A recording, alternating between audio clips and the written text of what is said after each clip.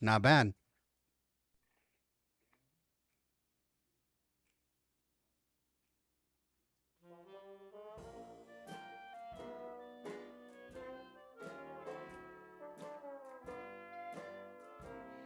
It's because I trimmed my mustache. See, it's shorter. Gives me greater control over the smoke rings. When I've got this walrus thing going on, it kind of goes over the lip. And then when the smoke comes out, it just gets dissipated, right? But when I've got it nice and trimmed, I can actually do it.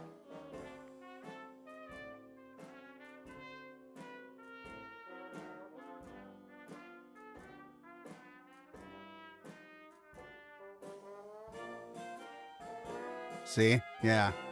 I got it down to a science. What can I do? All right, ladies and gents, it's so good to see each and every one of you. I'm very, very late. Very late. Not dead. I'm not a ghost. That's not what I'm saying. I'm just late. As in, I usually go live. My time, anywhere between 9 and 10, usually. Depending on what time I get the kids to bed. But right now, it's 1:40 in the morning. So, it's a very late stream. Yeah. I'll tell you what happened. I put the kids to bed last night. And then I had this brief moment of weakness where I saw my bed. And it looked so cozy. And I just thought, I'm going to sit down for a minute. I'm just going to close my eyes and just, let the day kind of go away, catch up a little bit. I'm not going to sleep. I'm just going to rest for a minute, like just a minute, and then go downstairs and do the show. That was what I was planning to do. And that's what I did. Felt good. And then I sat up and looked at the clock, and it was 1 in the morning. Yeah, so I took a nap. It was a very long nap. I felt good. Like, I enjoyed that nap. I'm feeling really great right now. But I think it was too long. I'm kind of ruining, my sleep schedule. But I'm really not, because I'm going out of town soon. And I have an early morning flight. So this is the last stream for about a week.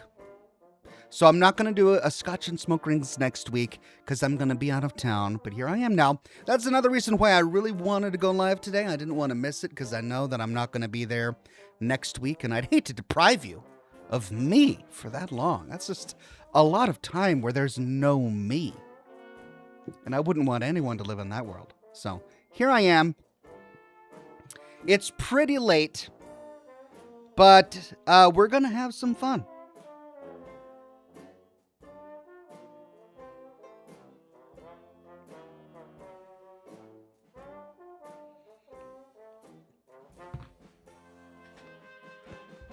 Okay, well, I'm actually really interested to see how many of you are going to show up today, because I don't think I've ever actually gone live this late.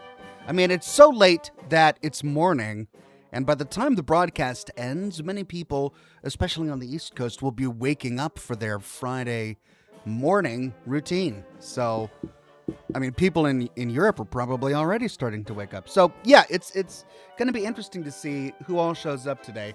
But we are live on YouTube, Twitch, Facebook, and Kick. It's so good to see each and every one of you. We've got M. Sanders, JM Mixing King, the Elder Irish, Zarteth, Mangold, Peace End on Twitch today. Good to see Kenny Allen on YouTube today. And, of course, all of the regulars, members, and Patreon supporters on YouTube today. Lunar Knox, Mr. Rodriguez, Mr. Virus Creations, Scoopy Snoopy, and it's Blue Thunder with the first super chat of the day. Hi, Ox. How are you doing? I'm good, by the way, and I'm enjoying playing Fallout London and Alan Wake 2 on my new ROG Ally handheld console. It's really great. Wow. You're playing Fallout London on a handheld console. Now that's amazing. Well, congratulations, my friend. Sounds like you're having an absolute blast. It would be interesting to play Fallout London on a console. I'd love to see that.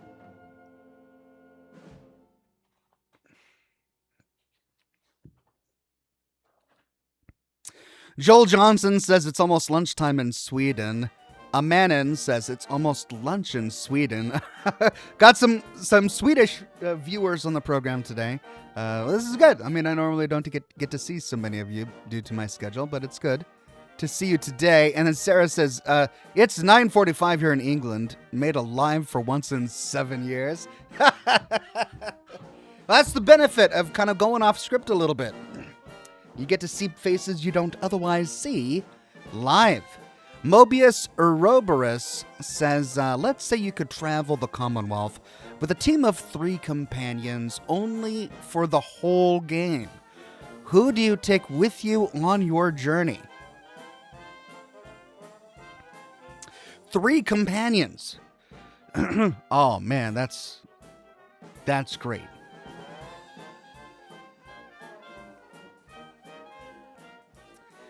Boone, Old Longfellow, and Dogmeat. Not a lot of big talkers. Just, I don't want to hear them talking too much. I just kind of want performance. They're great guys, you know, and they perform well, and they don't talk a lot. So, yeah, Boone, Longfellow, and Dogmeat. Guess that's what I would do.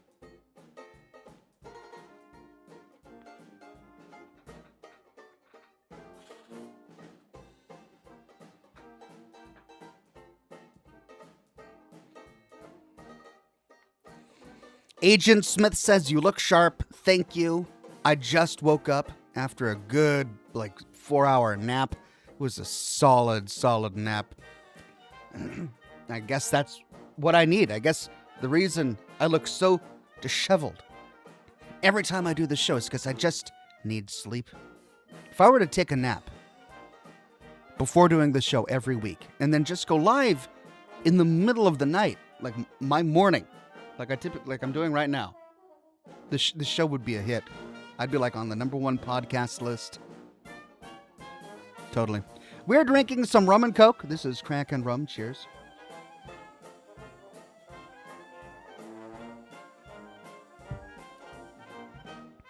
And some scotch.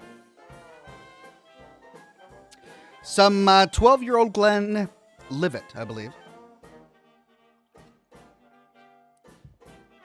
Though this does bring up a question.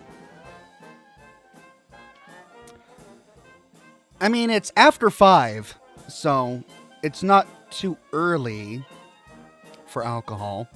Could it be too late for alcohol? I don't plan on sleeping really soon, so... I mean, I know you don't want to drink too close to bedtime. But I don't plan on sleeping soon, but still, it's early morning. I probably should be having coffee. It should be smoke rings and coffee right now, not scotch and smoke rings. I poured the scotch out of habit. Oh well. Darkness Knight, a bronze ox and a member for 50 months, says, good morning, watching live in a long time. Darkness Knight, good to see you.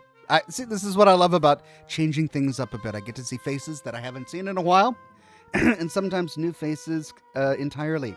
TV Megalocurio on Twitch says, hello, one of my favorite Fallout lore masters. Well, thank you very much, TV Megalocurio. Hello to you, too. Ghost Outcast says, loves some Kraken. Kraken Gold is great, too. Kraken Gold is really good. You know, where I come from, we have a hockey team called the Seattle Krakens. And the Kraken Rum Company came out with a commemorative Seattle Kraken's bottle several years ago. I don't know if they still have it or not, but I made sure to get one because Kraken is great. It's just such a good rum.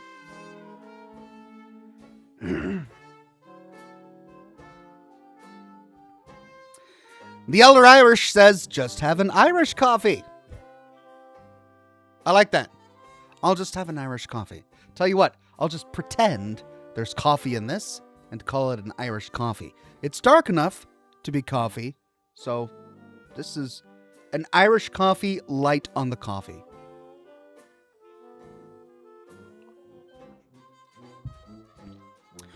Colonel 87th says, hi, Ox, it's really late. It is really late. Hi there, Colonel 87th. It's good to have you on the show. I'm glad it's not so late that you were unable to show up. I hope you can stay for the whole thing.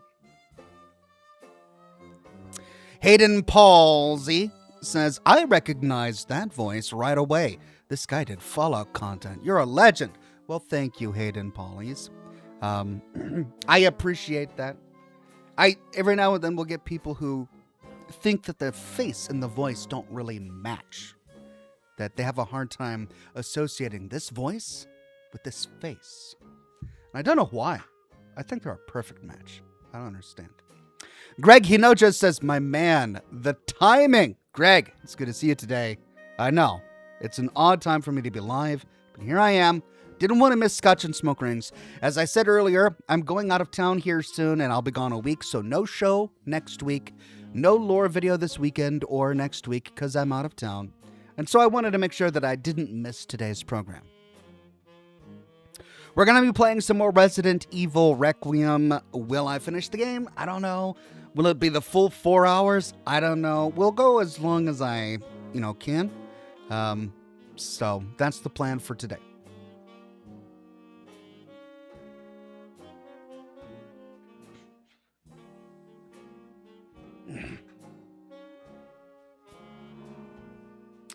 Shovel the Quiet on Twitch says, you have the best narrator voice. Thank you, Shovel the Quiet. I appreciate that. I have a lot of fun putting together my narrated lore videos.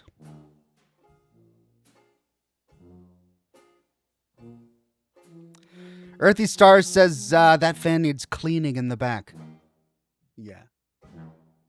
Yeah. I mean, there's a lot that needs cleaning in this office. I haven't really organized it in a while. And if you were to take a microscope to it, you might pick up layers of tobacco and smoke residue, but really only if you had a microscope. To the naked eye, I mean, this place hardly looks lived in, really. Mobius Arobius says, you can only choose one of these characters to become a real companion.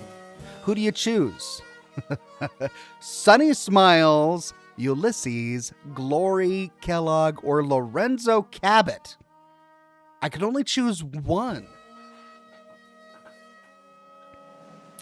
Okay, well, can we make it so that they can't kill me? Is that a rule? If they can't kill me, then I would probably choose Kellogg. Not because he's a nice person or a good person, but because he's interesting. And he's good in combat. He'd probably be very useful in my travels along the Commonwealth. And he's extremely cynical due to his life experiences. So to kind of talk with him and see if there's a way to kind of have him grow a little bit would be really interesting. Lorenzo Cabot would be humorous because he's just crazy. He's just insane and unpredictable. I don't think there's any way he would be a good companion because he's mad. Ulysses, there's no way I would ever be a companion with Ulysses because he would just drone on and on and on, and half the time he wouldn't make any sense, and the other half of the time he would be judging me for some random little... He judged the courier for delivering a package. That's the entire point of Lonesome Road. He hates you and he's willing to destroy the divide. No, he's willing to destroy the Long 15 and the dry wells because you delivered a package. What little thing would you do in your travels with Ulysses that would just set him off? And then he'd sit you down and give you a 10-hour lecture and then pull a gun and try to kill you because you offended him. No, not traveling with Ulysses. Greg Hinojos sent 10 Oxhorn memberships to the community. Thank you, Greg. And congratulations to Hi, my name is Bongo OG, Yancey Gamer, Yas Colibri, Ryan Miles, Pity the Violins, Danielle, Angel Ramirez, Active Smoking, and Nick Brownell. Thank you very much, Greg Hinojos, and congratulations all. Naughty Applejack, a member for 71 months, and a Silver Ox, thank you so much, says, Hi, Oxhorn, here's another lame dad joke. All right, I'm ready. Why does zombies love smart? Because of their big brains.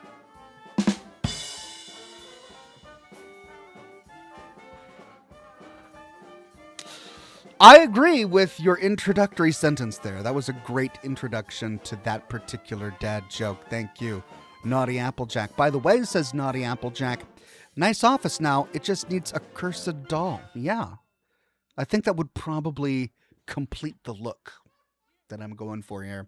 If only there was a cursed doll somewhere in this room. I just don't see anything. Could be buried under all of the disorganized clutter. But probably not, because there never has been one.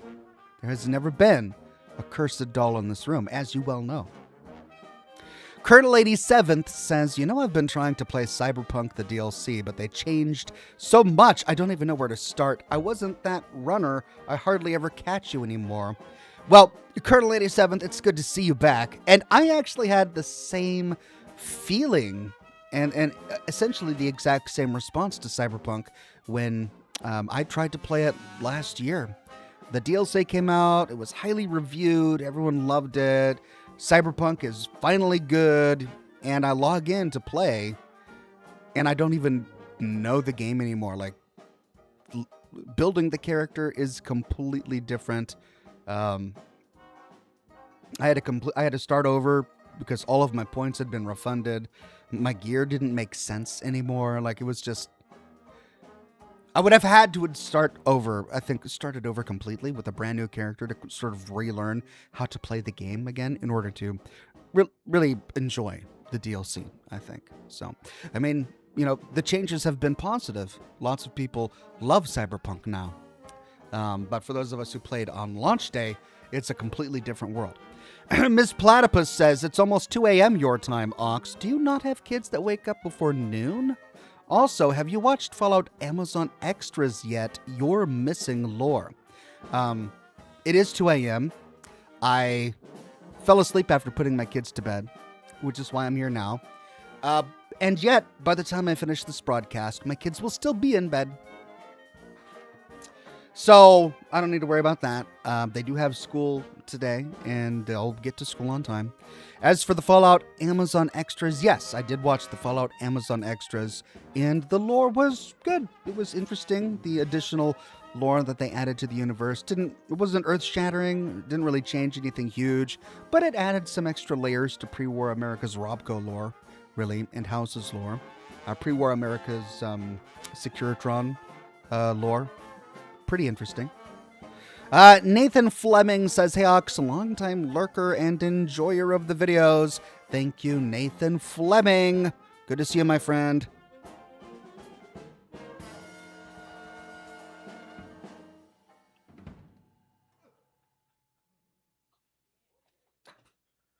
Choon Gal says, dang Ox, going live just as I'm getting ready for work on the East Coast. Happy Friday to you. Have a wonderful work day on the East Coast. Glad you're able to stop by, even if briefly, just to say hi.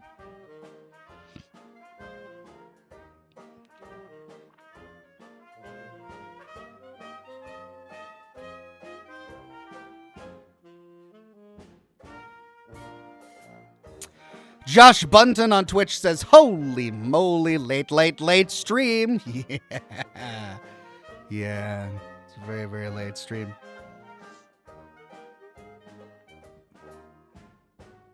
We'll see if this works. Who knows? Maybe it'll be a huge hit, and I'll have to do late streams all the time. Cody Yang says, beat Resident Evil Requiem and now started to play Tomb Raider. Congrats, my friend. Hope you enjoy. Which Tomb Raider are you on? I streamed myself playing a lot of Tomb Raider several years ago now. And then I got to that last one with the Maya civilization, and it just became so kind of tedious that I never finished it. I kind of just didn't want to continue. Laura Elstad says, believe it or not, I'm here at this hour. Laura, it's good to see you. I'm actually surprised I'm seeing so many regulars in the chat today at this time. It's actually surprising.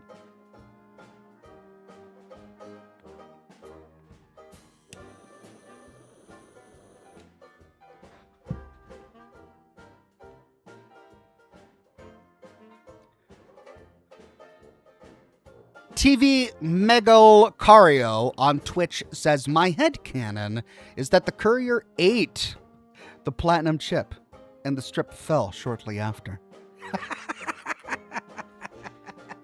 The courier ate it? He just finally gets it from Benny and he's like, no one's getting this. That's great. I love that. I mean, wouldn't that be nice if that was like canonical? But sadly, we know from season 2 of the Fallout show that House had to have gotten it at some point because he upgraded his Securitron army, and he could have only done that with the platinum chips. So, headcanon aside, we can only conclude that somehow House got it from the courier.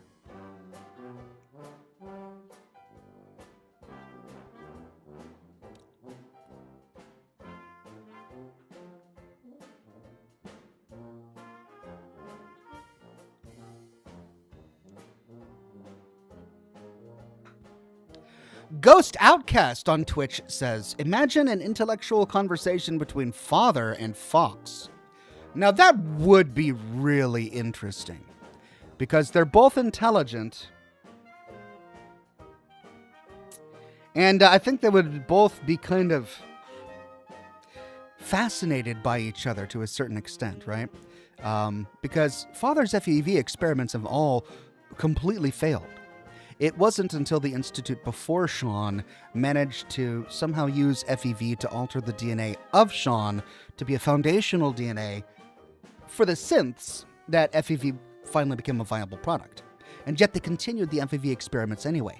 Even after that, the previous directors before Sean and then Sean after him continued the FEV experiments in the FEV lab despite their success with FEV on the Gen 3 synth program. So I think that the Institute and whichever director would be in charge of the Institute at the time of the events of Fallout 4, in this particular case, Sean, would have a lot of questions for Fox and would probably see Fox as an interesting curio, a curiosity, due to the fact that he's actually intelligent. He's kind of what they were trying to make with their initial forays into FEV. And Fox, I mean, I think Fox would be really interested to talk to anyone because he was isolated for so many years in his cell with only a terminal connected to, a Vault-Tec database for, 200 years, really, for a very long time. So he would be happy to talk to anyone.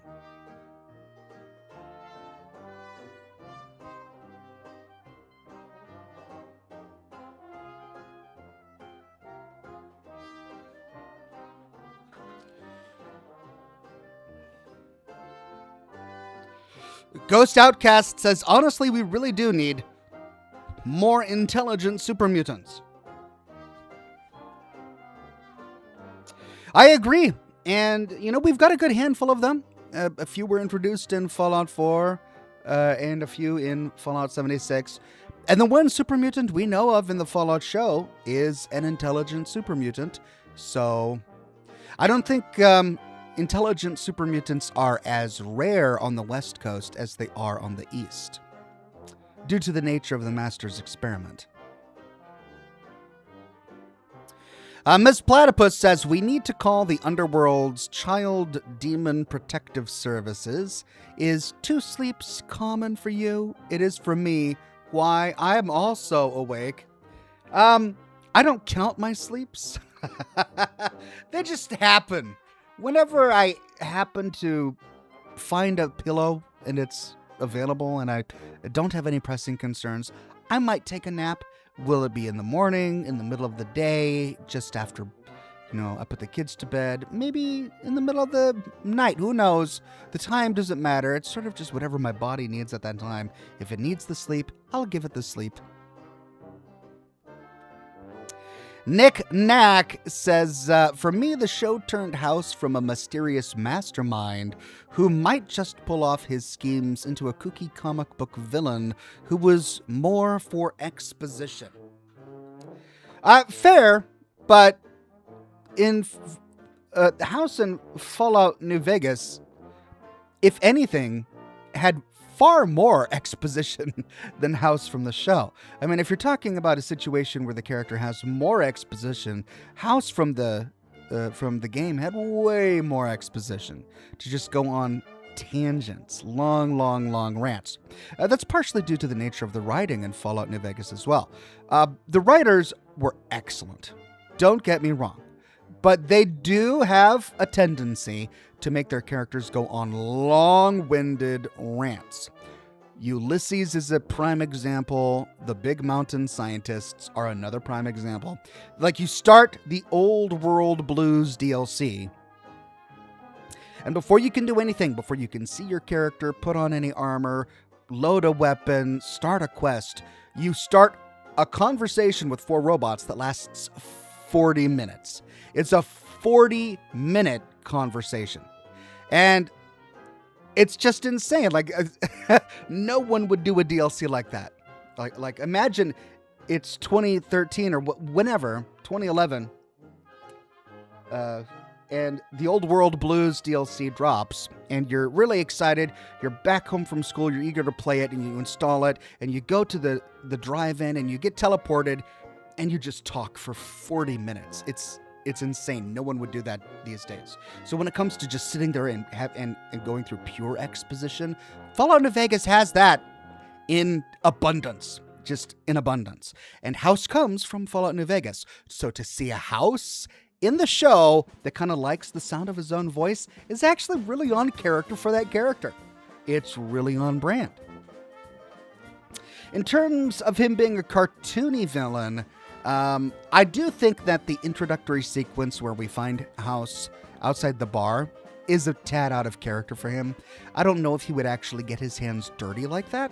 As I've said regarding some criticism in the past about House, he never really had an opportunity to get his hands dirty during Fallout New Vegas because he was on a screen. His body was in a pod. He was 200 years old. It's not like he could get his hands dirty. He couldn't move. He couldn't do anything. So they were sort of exploring unexplored territory. Would House be a character who really likes going behind the scenes and, going into bathrooms to talk to people he's been spying on for years and, getting his hands dirty, personally conducting some experiments? I never kind of got that impression during the games, but it's certainly plausible that he might have been before he became an invalid. Greg Hinojo says, what kind of doctor is Dr. Pepper? A physician.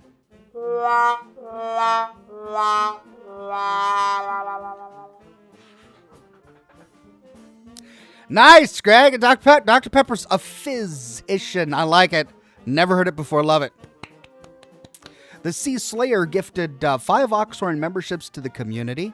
Thank you, my friend, and congratulations to Jackal on YouTube, Crazy Dave's Ramblings Ship, AJ Bean, Goblin Enjoyer, and Brock Connor. Thanks again, the Sea Slayer, and congratulations all.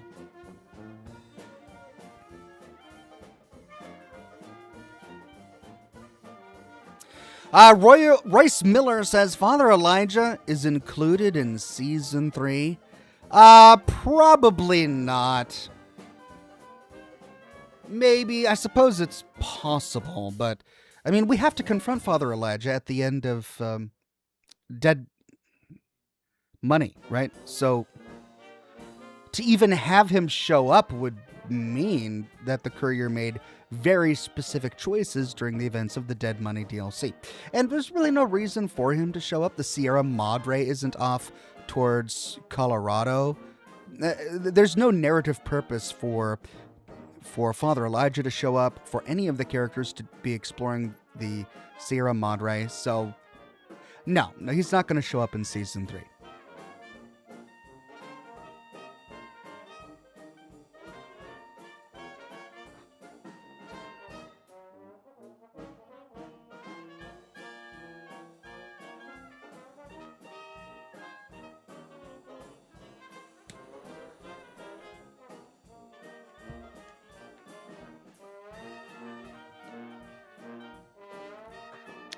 Mrs. Platypus says, 2 sleeps isn't about counting. It's common for some people to sleep with wake cycle in the middle of the night. It's a circadian rhythm difference. Oh. Well, I've always been a bit of a night owl. And I've read lots of research papers from people saying that the whole sleeping during the day and then sleeping all the way through the night, all 8 hours, just solid through the night, it's really sort of a modern innovation that came from industrialization.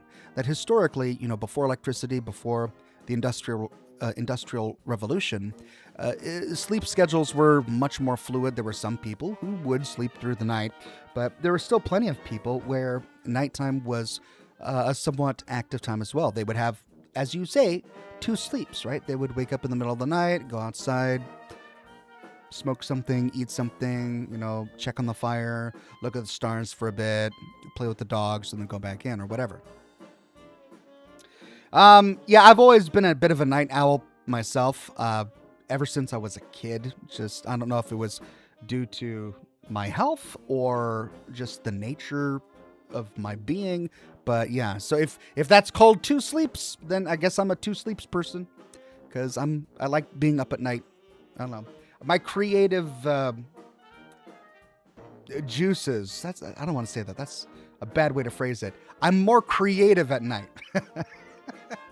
I'm more creative at night when it comes to like writing and narrating and editing video or whatever. So that's just the way I'm pieced together.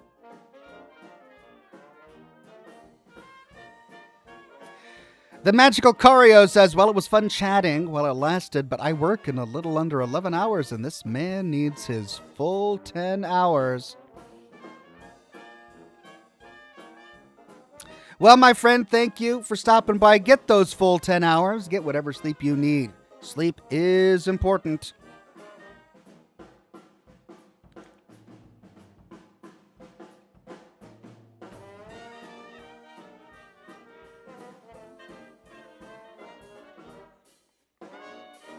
The Sea Slayer became a gold ox. Thank you so much, the Sea Slayer.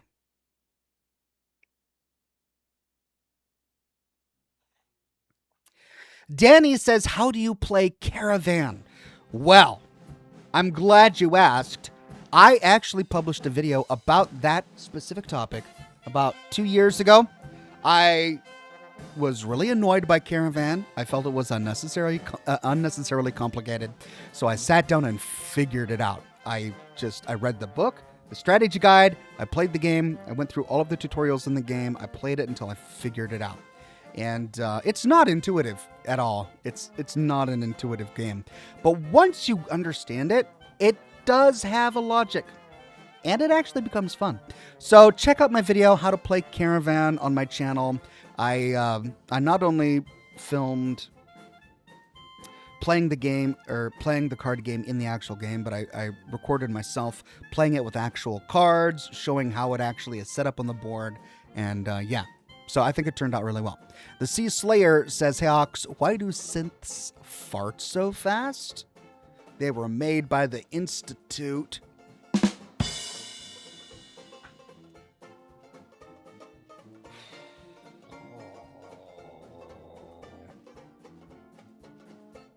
Sorry, hold on. I'm recovering.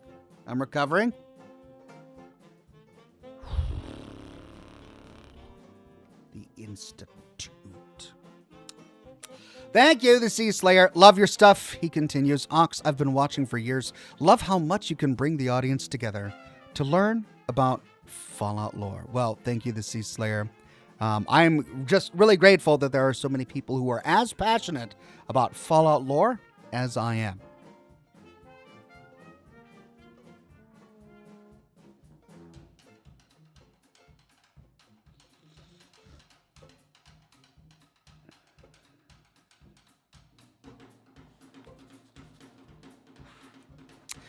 Kenny Allen on Facebook says, I'm a fantasy boy, spelled with an I, and it hurts me that the Wheel of Time show did so poorly compared to the Fallout show, though I love Fallout as well.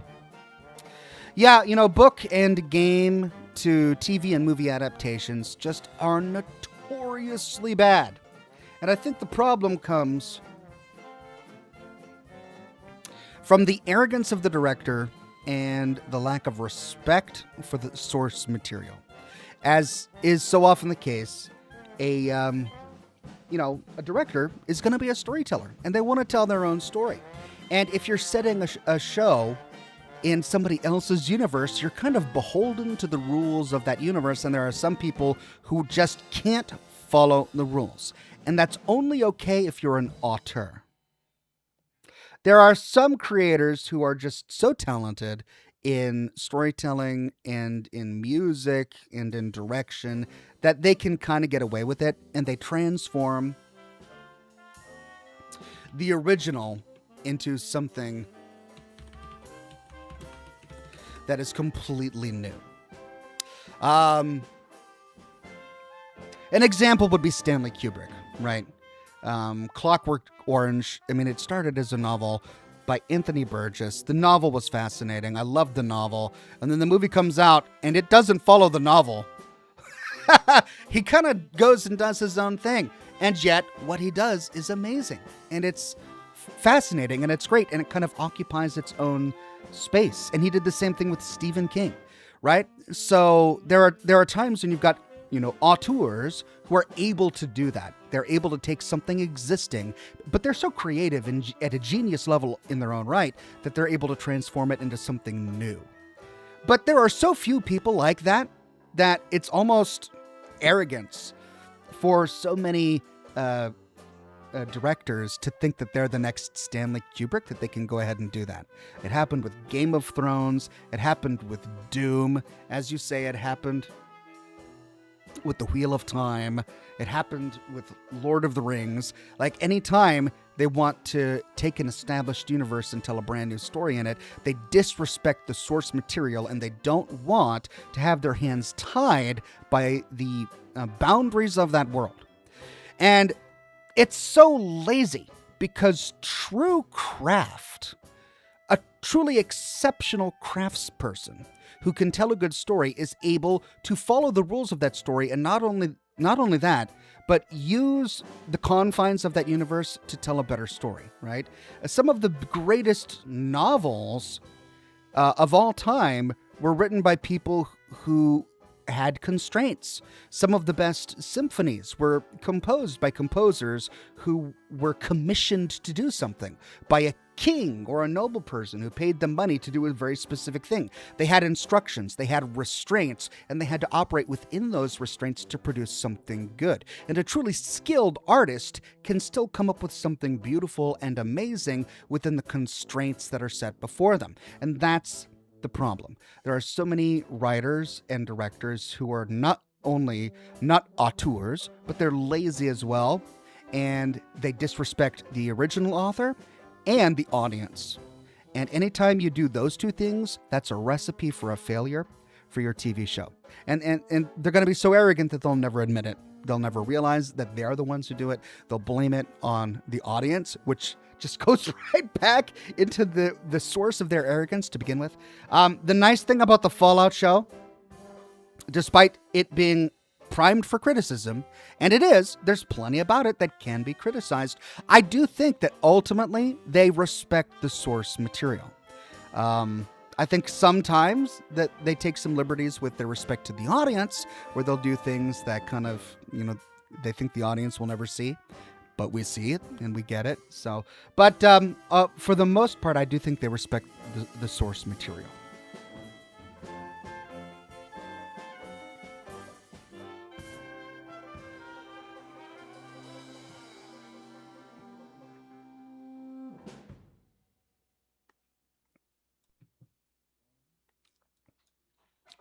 The Sea Slayer says, you gotta clean up the office there, Ox. Lol. What are you drinking and smoking today? Yeah, it's been on my list of things to do for quite some time. I do need to clean up the office. I am smoking a La Floridita Fuerte. Pretty good cigar. I'm drinking some Kraken rum and Coke. And a 12-year-old Glenlivet Scotch. Ms. Platypus says, no, he's not going to clean his office. It'll happen. I will clean it someday. When will that day arrive? I don't know. I mean, it's been years, like 7 of them. But eventually, a point will come where I will look at the office and say, it's time. And when that day arrives, it will be pristine. Mr. Virus Creation, a member for 51 months and a bronze ox, says, what do you call Winnie the Pooh's grandma?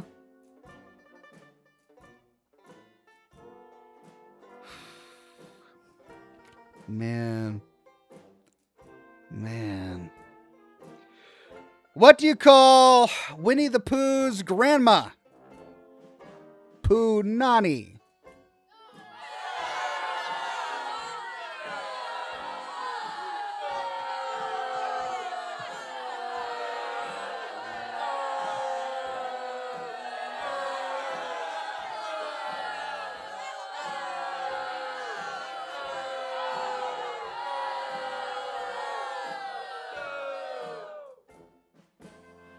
That was the long boo. The long boo for you, Mr. Virus.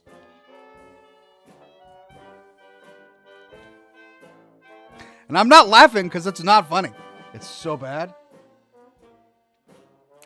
Royce Miller says, if I may, can I get a ghost ship cigar for my girlfriend's 40th birthday? Love you, Ox, and your videos. Appreciate everything you do. Absolutely. I have my one ghost ship of the broadcast. This is going to be for Royce Miller's girlfriend celebrating her 40th birthday. No other instructions other than a ship, so I am going to turn this into an elaborate, I don't know, like HMS Victory or something. It's going to be beautiful, beautiful. 4 masts, lots of sails, and cannons.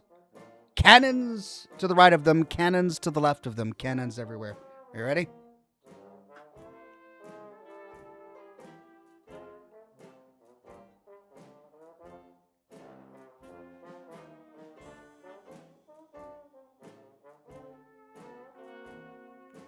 I gotta build it up. I gotta make sure that's a solid ember on the end there.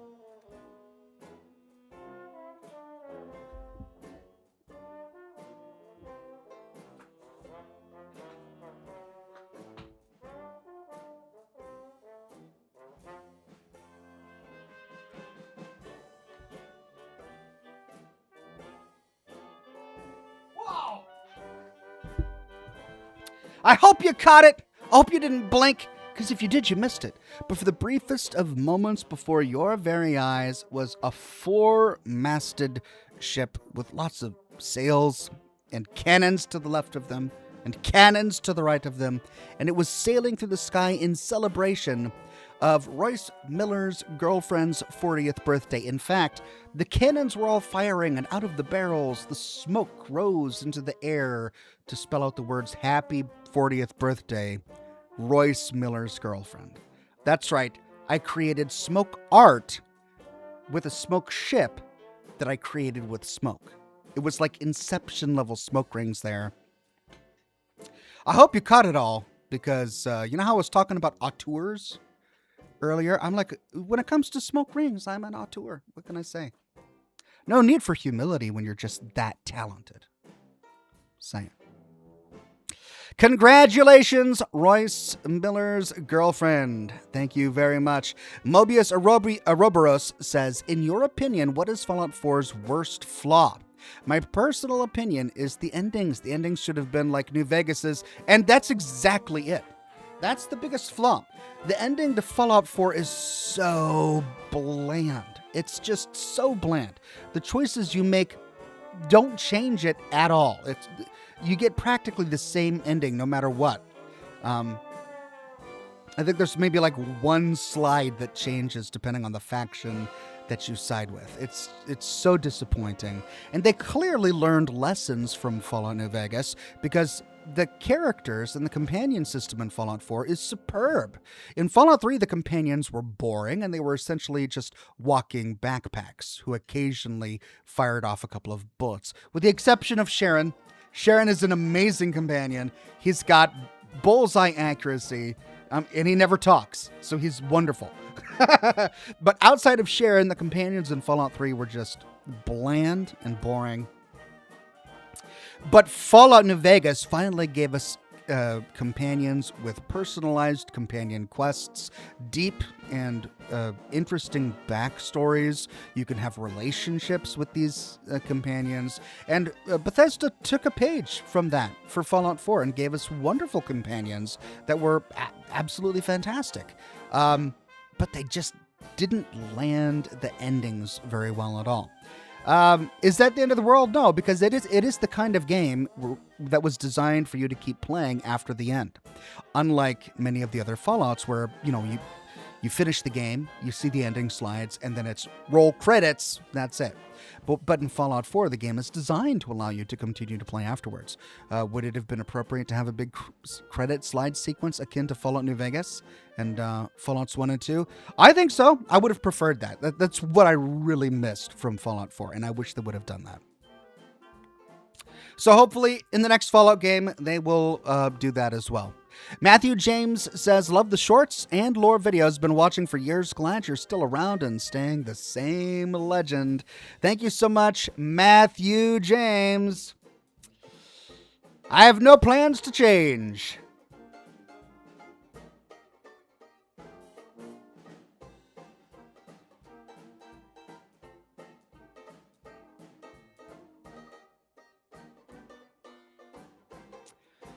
The Thinking Satire Cat on Twitch says,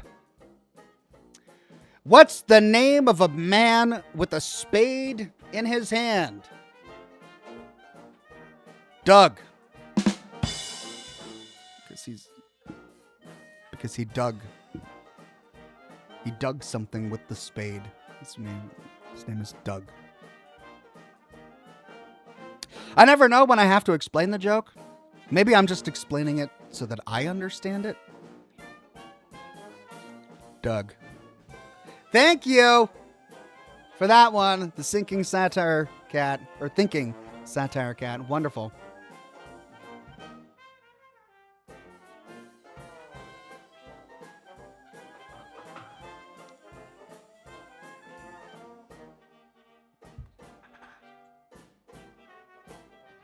Wow. This show is just whipping by. Despite such a late broadcast start time, we've only got 10 minutes left. Get your questions in now. We're going to be starting the gameplay soon. Brother Mike says, Liberty Prime Alpha powered by the Holy Grail? Confirmed? Well, Brother Mike, we know that the Holy Grail exists in the Fallout universe. It appeared in Fallout 2. It appeared in Fallout New Vegas. So, well, I mean, it's the Holy Hand Grenade, not the Holy Grail. Okay, two completely different things. But both curious power sources. Could the Holy Hand Grenade of Antioch power Liberty Prime Alpha? But hold on, you're bringing it up because the Ark of the Covenant was found in Area 51? Well, the Ark of the Covenant and the Holy Grail are two completely different relics from different periods of religious time. The Ark of the Covenant was an ancient Israelite artifact. The Holy Grail was an ancient Christian artifact, separated in time by thousands of years. So just because we see the Ark of the Covenant doesn't necessarily mean that we're going to find the Holy Grail. Did you see the Holy Grail in Area 51 during the events of the show? I didn't see it. Does the Holy Grail have an infinite power source? Probably not. Does the Ark of the Covenant have an infinite power source? Well, I mean, it housed God. Yes. So, according to the Torah, it was where the Spirit of God rested when he was amongst the Israelites. And yeah, I guess I would call the Spirit of God an infinite power source. But we already know from, both, Israelite lore and Christian lore that the Spirit of God is no longer in the Ark of the Covenant due to the destruction of the ancient Israelite empire and the destruction of the Ark of the Covenant by the Babylonians and Assyrians before them. So, does it still have the Spirit of God in it? Probably not. Would it be able to power Liberty Prime? Probably not. Would God want to power Liberty Prime, a talking robot that throws nukes around? Probably not. So, yeah, I think we can nip that one in the butt. In the bud. You nip it in the bud because it's about gardening and not about butts. Just wanted to clarify. Royce Miller says, Darce, my girlfriend, was very happy with her birthday shout out. Thank you, O. Keep up the good work. Love your videos, and thanks for making her birthday. Thank you, Royce Miller, and again, happy birthday to Darce. The Sea Slayer says, I have only made your stream a few times, Ox, even though I have been watching forever. So I'm curious, do you drink beer? If so, what is your favorite? I have occasionally drunk beer. I wouldn't call myself a big beer drinker. I don't keep any beer in the house, but when I go out, occasionally, if the mood hits me, I'll get a beer with dinner. And when I do, I don't really have a brand. I just like dark beer. The darker the beer, the better. Guinness is too light for me. I like the really, really dark stuff.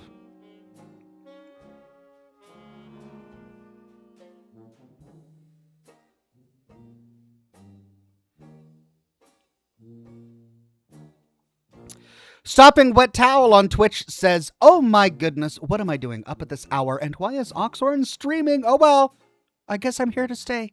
Well, you're in the right spot. I have a late broadcast today, and you're joining at a great time. We're about to start the gameplay in about 5 minutes or so. So you are right on time.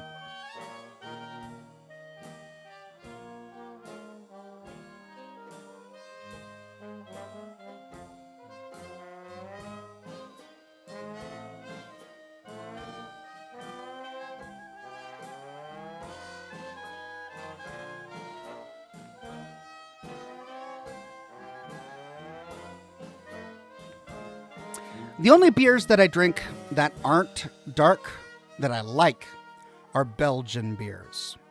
I do like a good Belgian beer, and I can't explain it. I don't know what it is about Belgian beer that just hits you the right way. But most other beers, if you can see through them, I don't like them. Like Corona, Budweiser, Miller, those are not my favorite things. But Belgian beers, even though you can see through them, they're still really good. They're still really good. And then dark beers, really dark beers.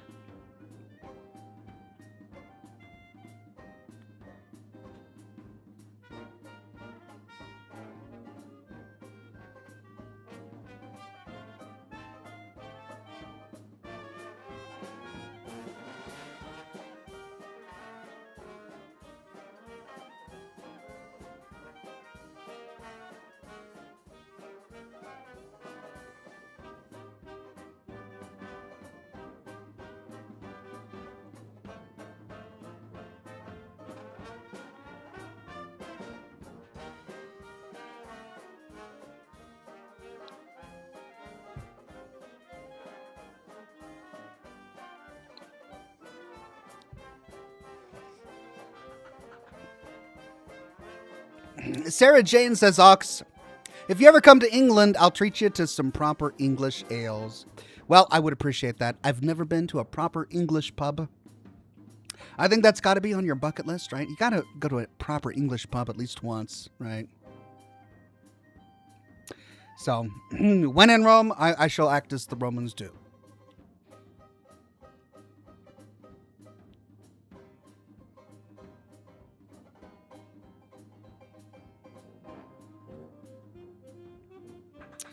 Brother Mike says, Sharon is the best follower. Changed my mind. Hard, because that's a goated take, as the kids say. That take is goated. Because he has excellent aim. His banter when he's attacking and defending you is amazing. He's the tallest ghoul you'll ever meet. He's like a head taller than you are, no matter how tall you are. And he's a man of few words. He doesn't babble. Like so many other companions in other games, you're not going to see him sandboxing and just talking out of his ass. So, yeah, Sharon is an amazing companion.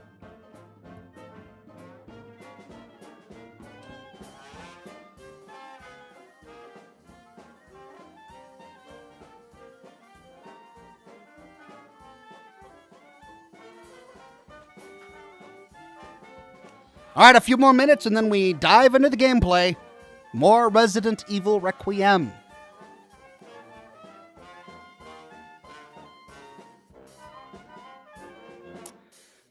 Cody Awesome, 9 Woodward, 9 Awesome 4, says, Ox, does your hat have a headphone dent? Yes. It didn't originally when I bought it. It was just a normal derby. But I've been wearing headphones over it for the better part of a decade. So now it does have a headphone dent. It's a pretty big dent on the side of the hat there. And like this is supposed to be flatter. It's supposed to be like that a little bit. Like Laurel and Hardy sort of thing. But no, it's way up there. It's pushed to the side like a cowboy hat. It shouldn't be like that. And there's a huge dent right there. And that's never coming out. And that's permanent. Oh, and the color? You might not know that, but this used to be white. It was a white derby. You know how Gandalf the Grey became Gandalf the White? I started as Oxhorn the White, and I became Oxhorn the Patina. Yeah, that's what this is. It's a lovely patina.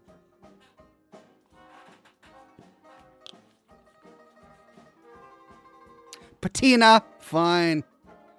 Just get off my case.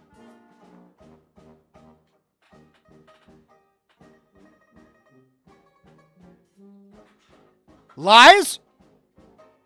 Chad is accusing me of lying? What? No. No. Would I lie about this? This was a white hat. I was big into SEO at the time, and I wanted a white hat because I was a white hat SEO guy, not a black hat SEO guy. So I got a white hat. I'm recounting backstory live on camera because it's fun. And yeah, it's just over time, smoking in this office, it turned, it grew this lovely color. And you know how paintings can become more valuable over time due to the sort of glaze that gets accumulated on top of it? It changes the look and feel of the painting. That's kind of the way I feel about this hat. It has developed its own patina, and it's more valuable in my opinion. It's got character. Kind of like the seasoning of a good cast iron skillet. You don't want to lose that seasoning. My hat is well seasoned. It's a well seasoned hat. I'm not going to taste it. You don't want to do that, but... All right, moving on. The Sea Slayer says, I don't believe that from... He says, I don't believe that for 1 second.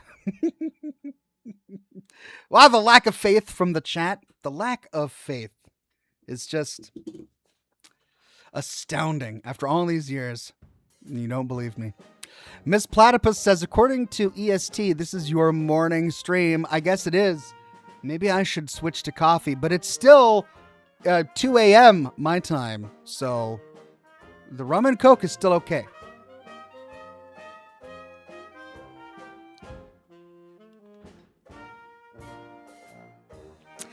Ghost Outcast says, I really do not believe that was a white hat ever. You called me a liar. I'm not going to waste time trying to convince you.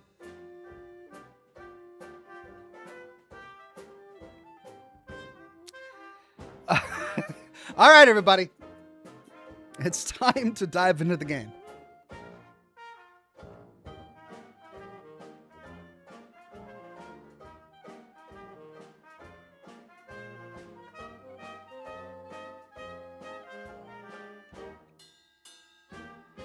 Let's pick up where we left off last week. See how far we can get.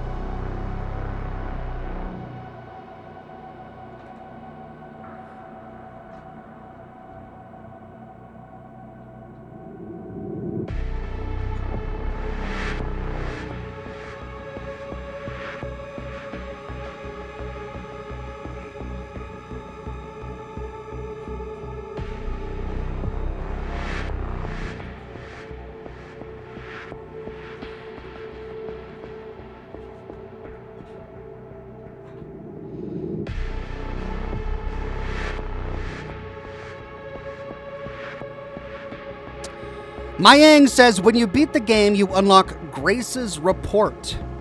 You should read it because it gives a nice little recap of the past events of the series. Okay, Grace's report. I'll have to remember that.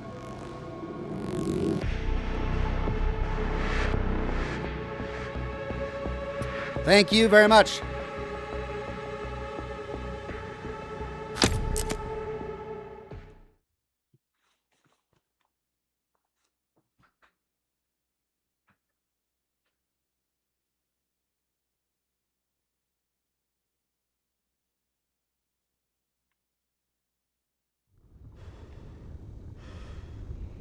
Okay. Yeah, the problem with waiting a week between sessions is that I don't remember where I was or what I was doing.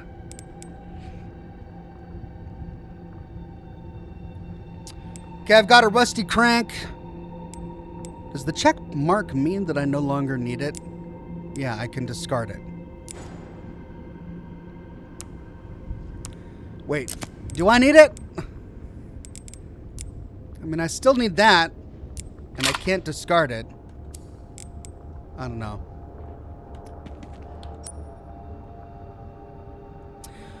Oh, what? W870 police? Did I pass a shotgun? Oh, that's right. We had gone through the gun shop.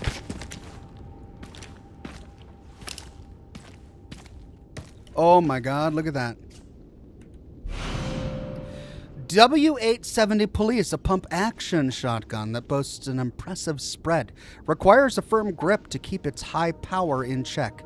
A leftover from Robert Kendo's gun shop, has a folding stock along with other custom enhancements.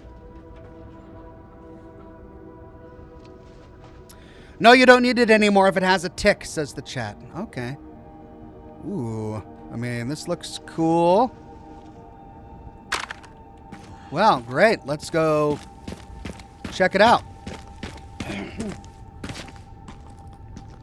Brother Mike says, do you think the upcoming seasons will stray from the game locations? I feel like it always brings headaches and arguments in the community when they do.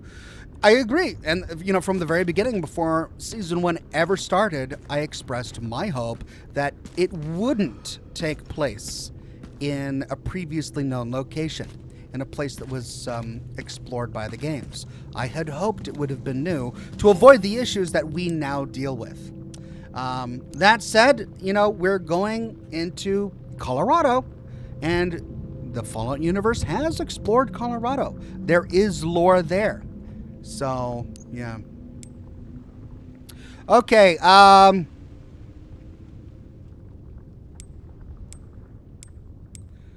it has less power than my current shotgun, less stability than my current shotgun, less precision than my current shotgun, less rate of fire, and less reload speed. Why would I ever use this? My current shotgun is better in every way.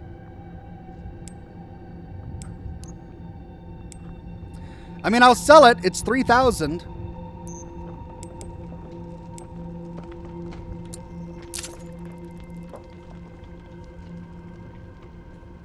The new guy says, Hi Ox, Remedy are working on a new game called Control Resonant.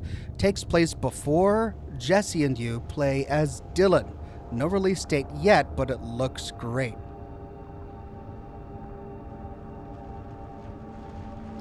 Well, that sounds amazing. I love Remedy. They just make amazing games, and Control was superb. Okay, but Chad is noticing that I also fully upgraded my current shotgun. That's true, but I really don't want to have to spend money and resources upgrading this shotgun that I just got to find out whether or not, fully upgraded, it's better than the fully upgraded shotgun I currently have. All right, let's fully upgrade some of these. Let's see, I've only got 3,000. Ooh.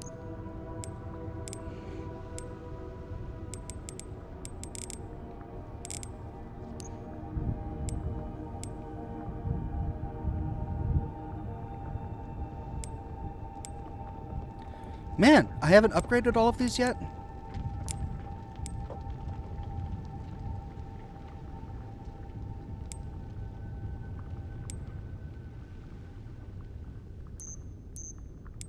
Oh, they are upgraded.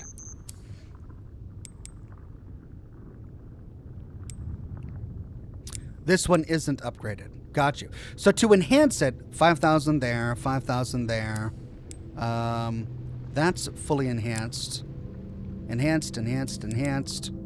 This isn't upgraded or enhanced. Of course, I'm not using it. What about this? The hatchet? I never used that either. 8,000? 6,000 to enhance the hatchet? You kidding me? Gosh. I'm going to keep my money for now.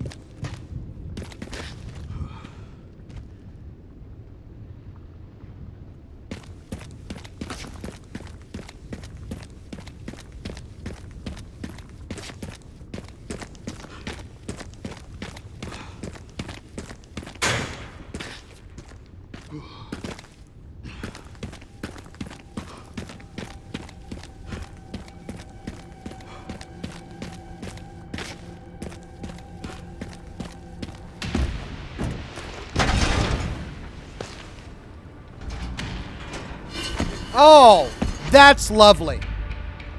Fuck me.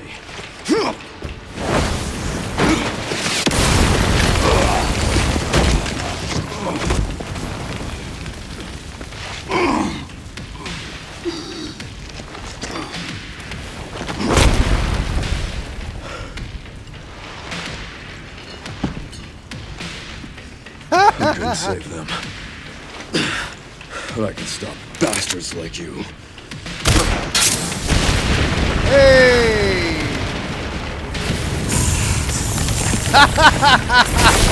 Like you never thought that one through. Oh. Did that make it better or worse?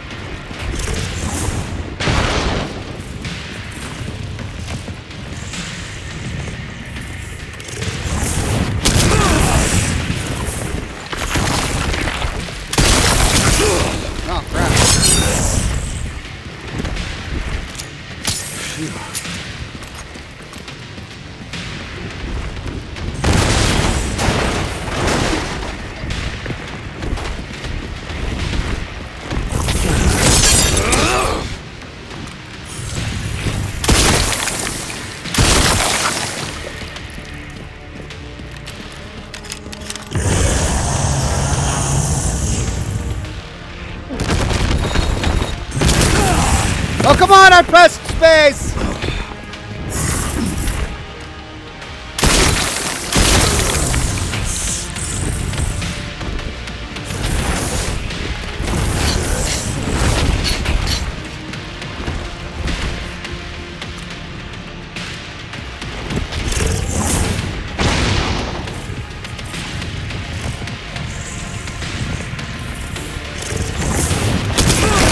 I pressed space, come on!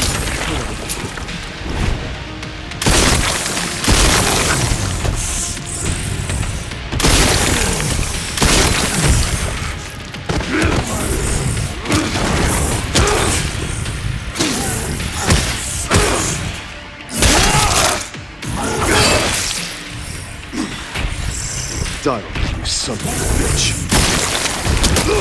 Ow! Alright, I didn't press space there.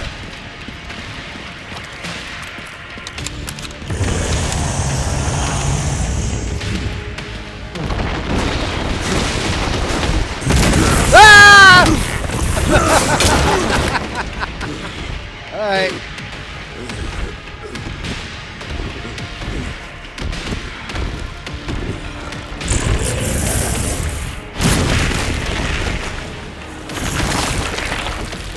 Not yet.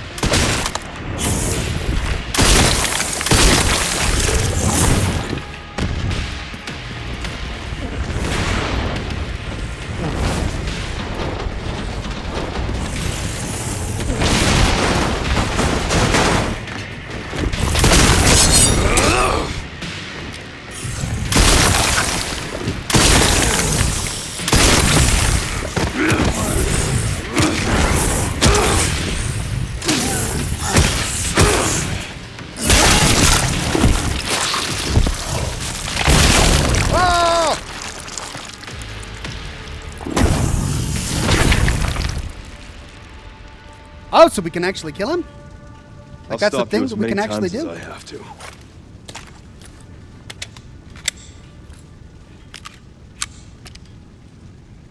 Wow. We can actually kill him. Cool.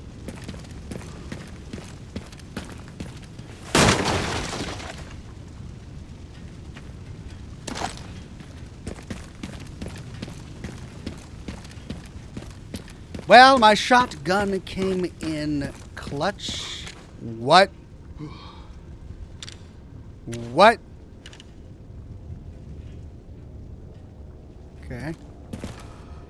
Right. Okay.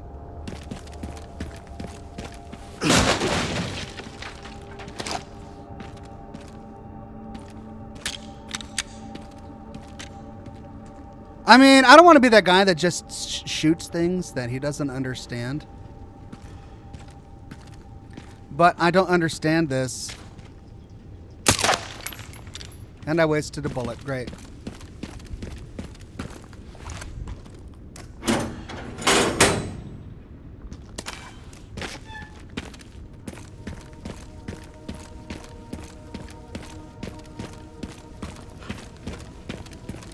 Okay, any more loot that I missed? Oh.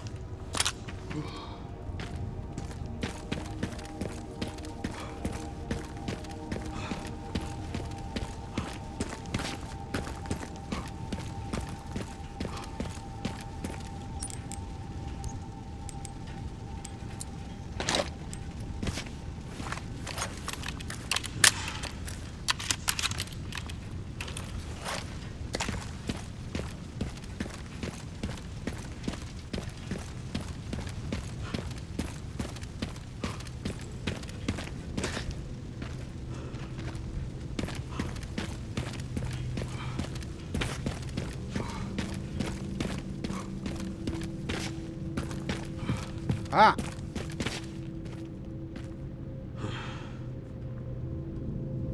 Is this the orphanage? Turn around, says chat. Did you go into the garage? Oh, I guess not.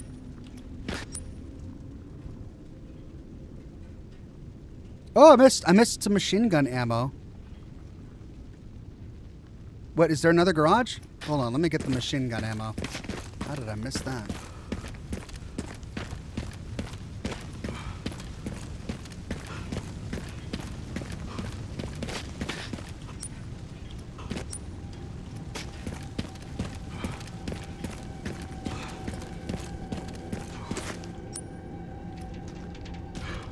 Oh.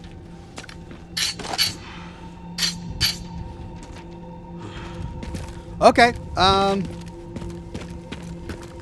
What garage? I can't get in there. Like, there's no place. There's no way to get in there, I don't think. That little shed.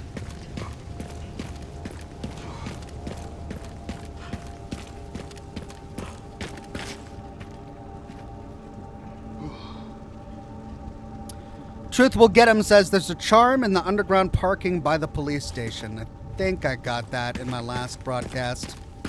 I'm just gonna assume that I did. Made it.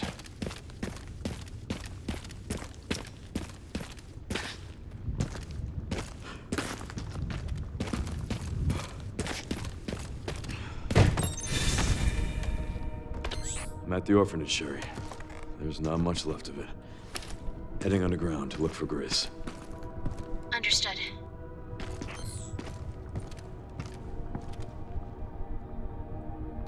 Whoa. Oh, boy. Okay.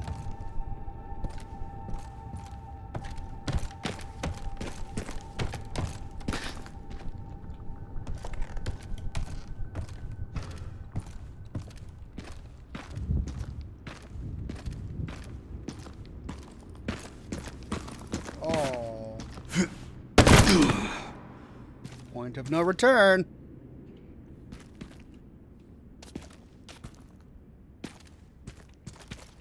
Okay, let's see.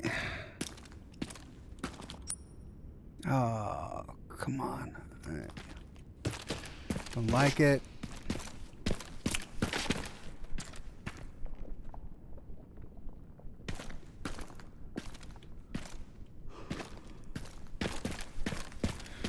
Oh, okay. Well, that's a dead end. So we'll go this way.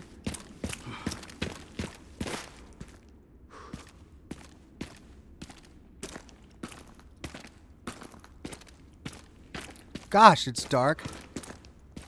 It is really dark.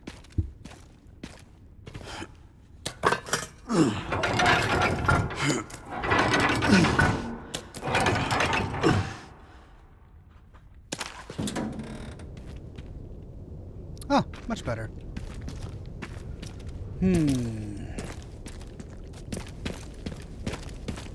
Alley up. I feel like I'm exploring the ruins of the Institute after you destroy it. Wow. Oh. Okay.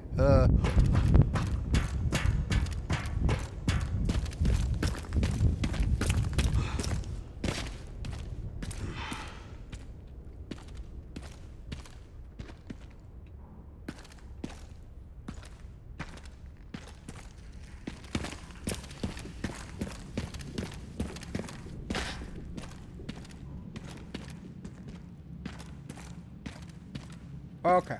Well, we've got turnstiles there. We've got a path going down there. Let's see if we can even get through. Nope, they're blocked out. Can't go through the turnstiles.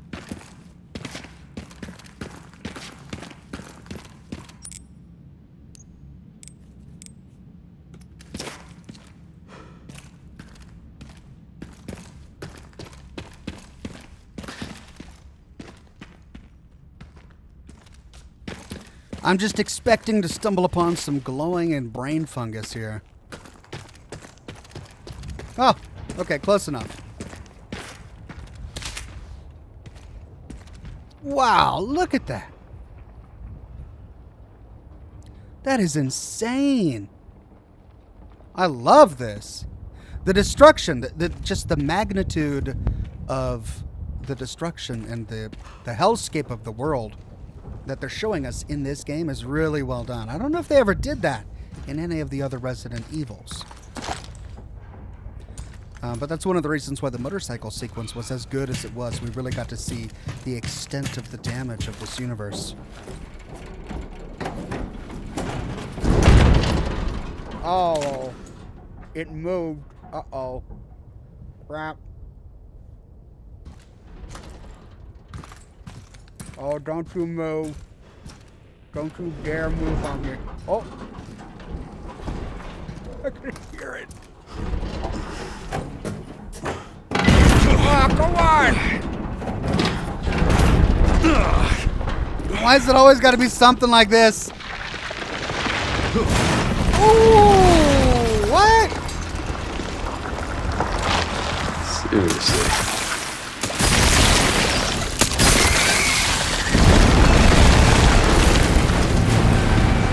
No! Leon!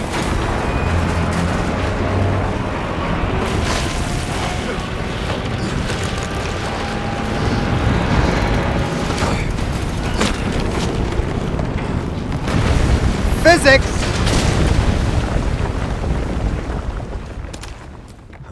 I guess this is my stop.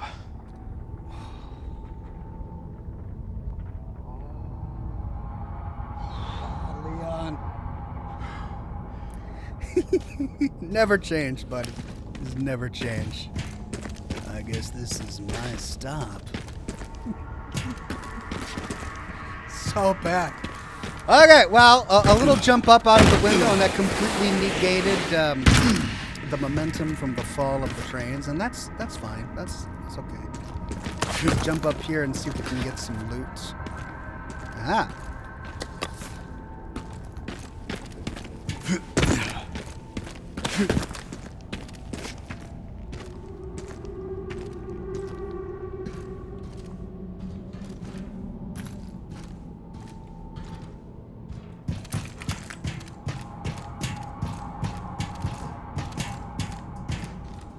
Okay, I came from there.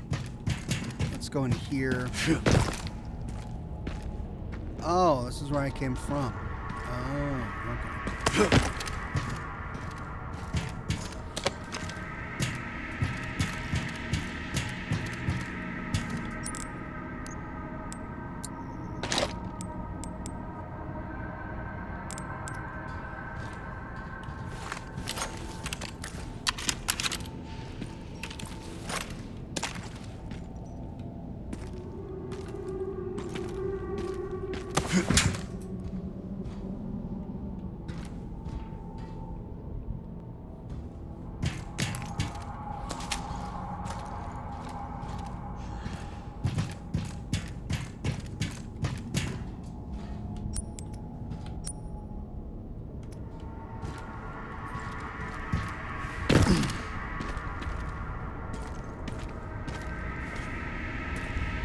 Hey!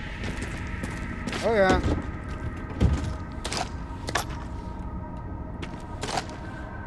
Oh no, what?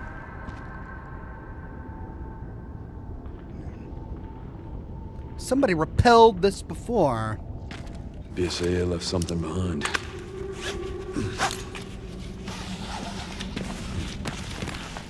Oh.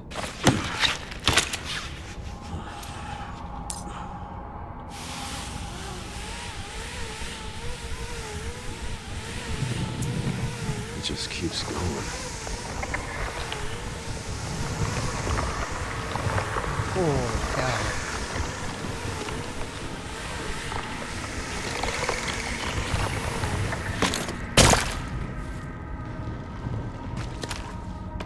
Finally reached the bottom. This is one very deep hole. The perfect place to hide something.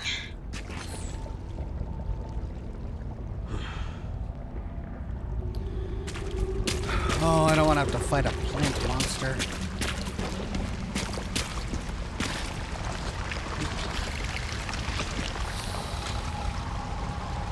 Oh, yeah, we got plant monsters. Ms. Platypus says, time for my second nap. Good night, Ox. Enjoy your second nap. Okay, well, there's a drop there.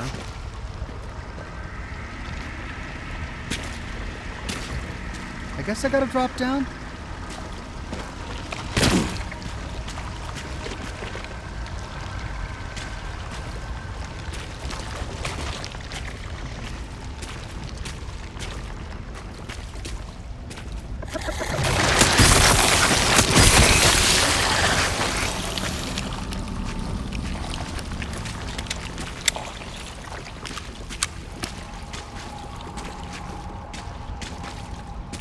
Well, thankfully, they're not that difficult if you can land your hits.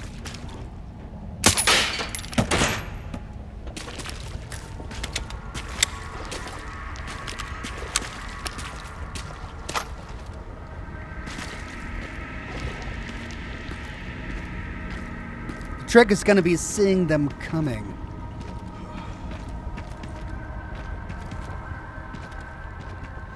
Okay, we've got up and down.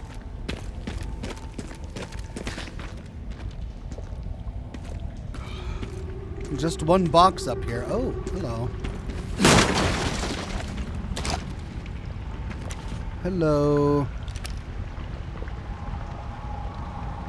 Well, we'll get to that later, I'm guessing.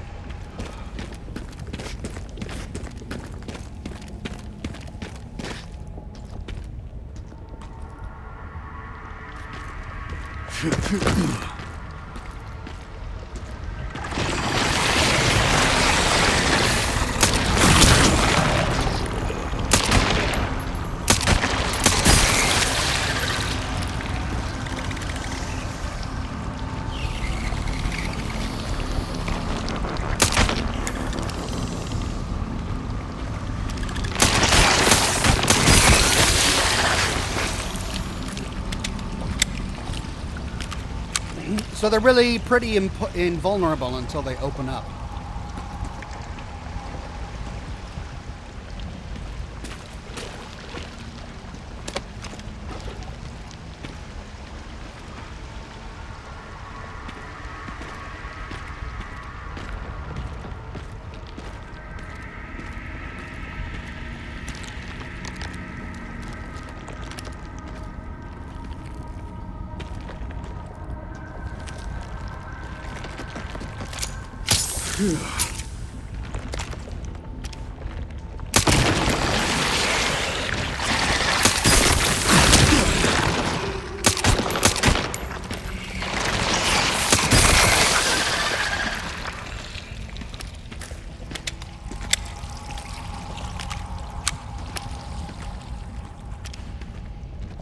Okay, so I gotta look out for slithering cables on the ground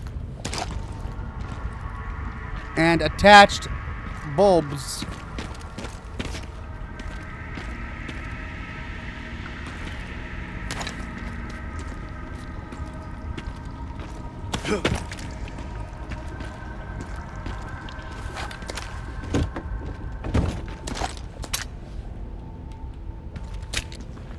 Nice. Okay.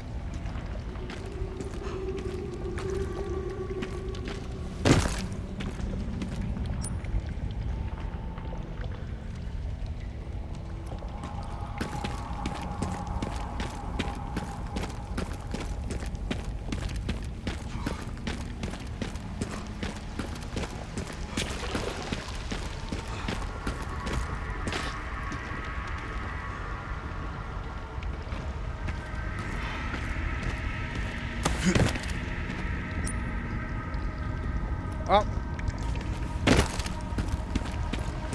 Getting all turned around.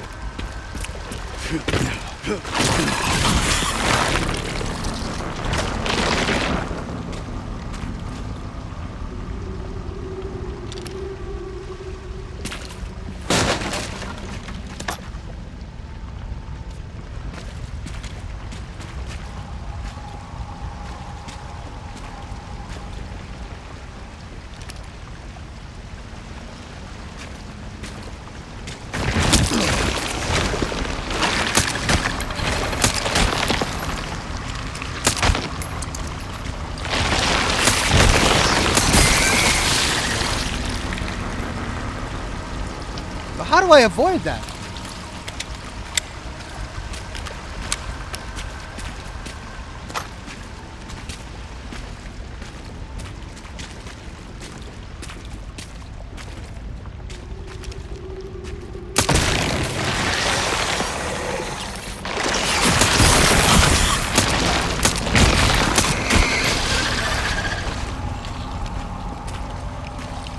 So the vines on the ground are actually nice because it triggers them to open. And when they open, they're vulnerable. But the ones that don't have vines on the ground, you find them, they're still closed. And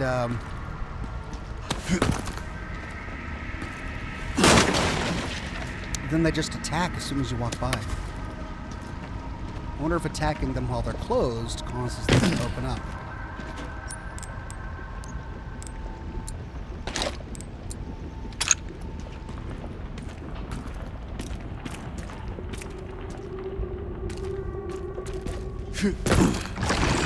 This file's really evident for me.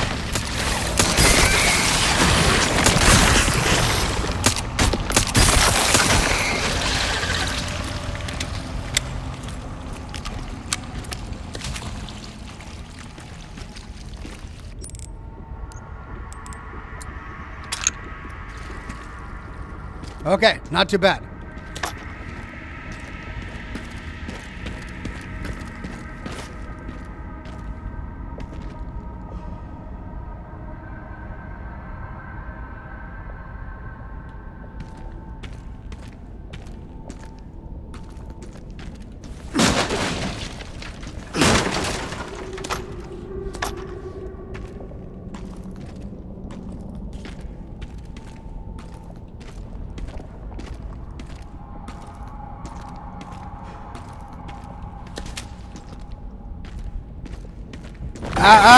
No!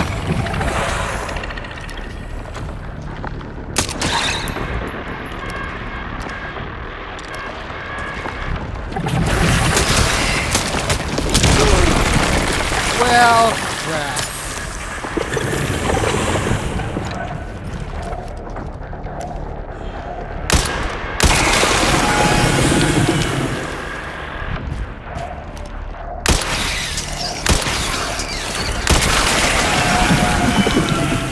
Okay, they don't have to open up.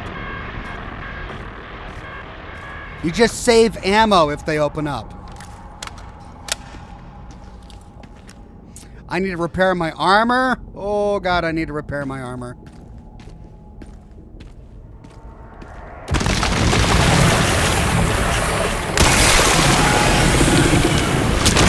Oh, sneaky!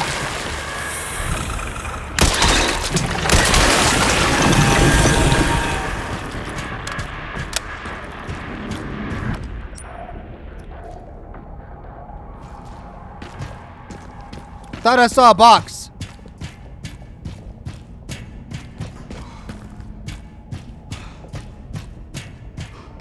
Nope.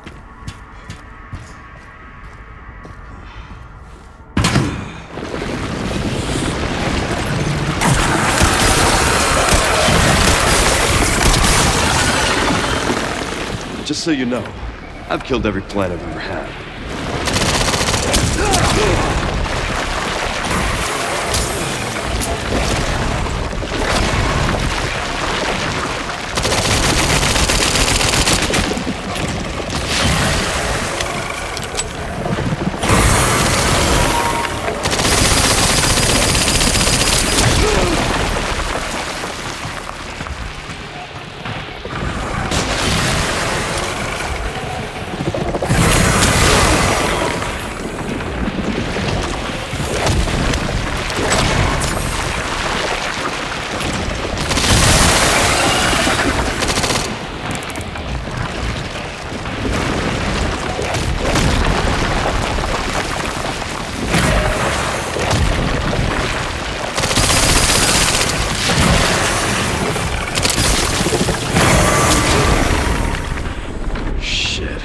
Not good.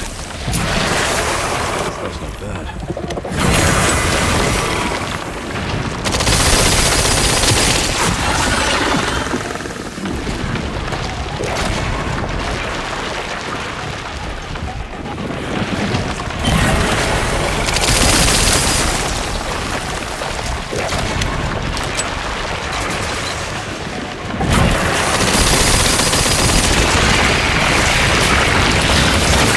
Stubborn weed, aren't you?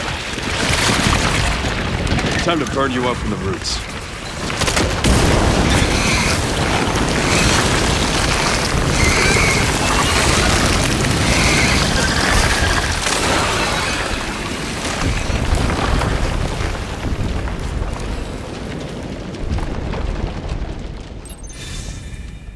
Well, that took a lot of my health.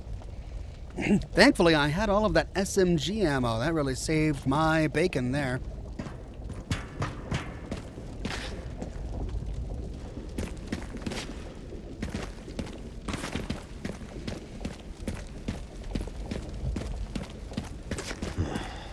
This must be it.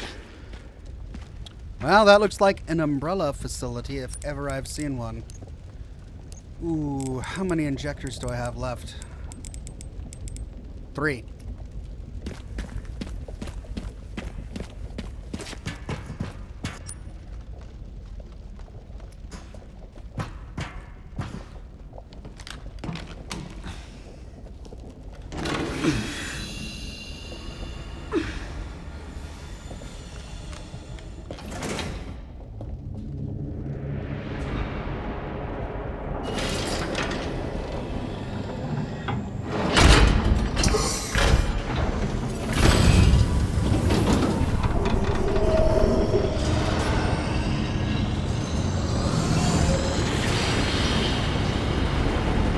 This is an unusual vault door.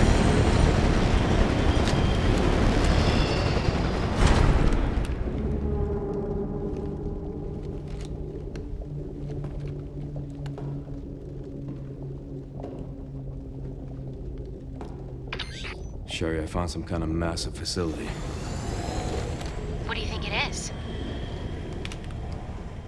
I'm seeing supplies with the logos of the usual suspects.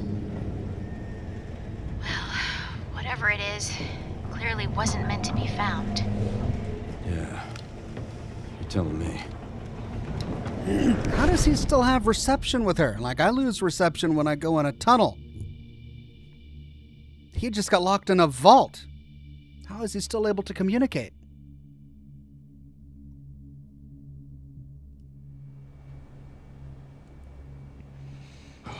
Okay, well.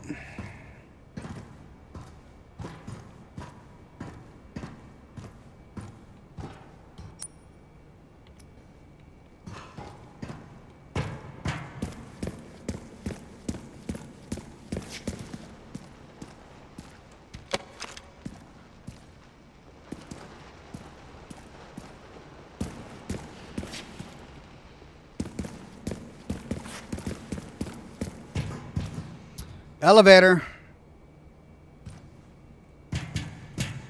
Oh.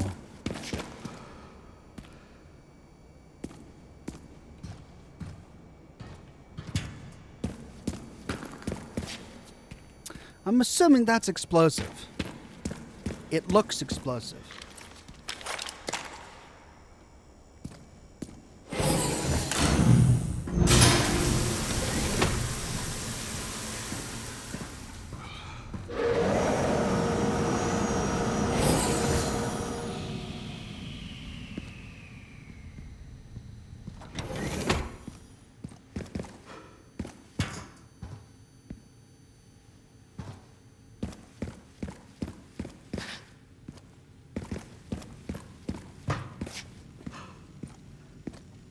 Ooh. He's moving. Oh! That red super mutant is moving! Oh!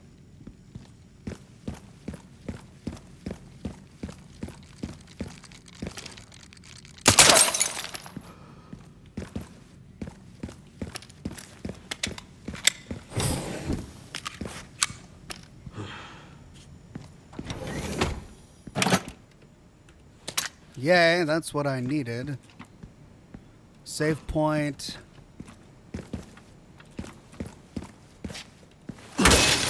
Oh! Then I'm assuming this is lore. N0AH status report. Current facility operation status. Auto processing green. Network systems, all areas online. Environmental control systems green. Disposal systems green. Security level 2 guards on patrol. Really? Okay. Area status lab 1 checking, lab 2 normal. Restricted, normal, Pandora, normal. Now operating at 82%. System access must be performed manually from the restricted area. So the place is operating? There's guards and everything? Okay. $14,000. Nice. Okay. Body armor, repair. Yes, please. Thank you. Now let's upgrade. That's fully enhanced. Okay, well, let's enhance this. Increases power, 5,000. Increases ammo capacity, 5,000. It puts me at 6,000. Let's purchase a folding stock for 2,000. That increases stability. And I don't have enough to enhance that. Okay. Let's buy some shotgun shells. Machine gun ammo. Because I went through a lot of that. And I went through some meds. So I'll take that as well. Well, I might as well get all of it. Let's go for handgun. I'm pretty good on rifle ammo for now.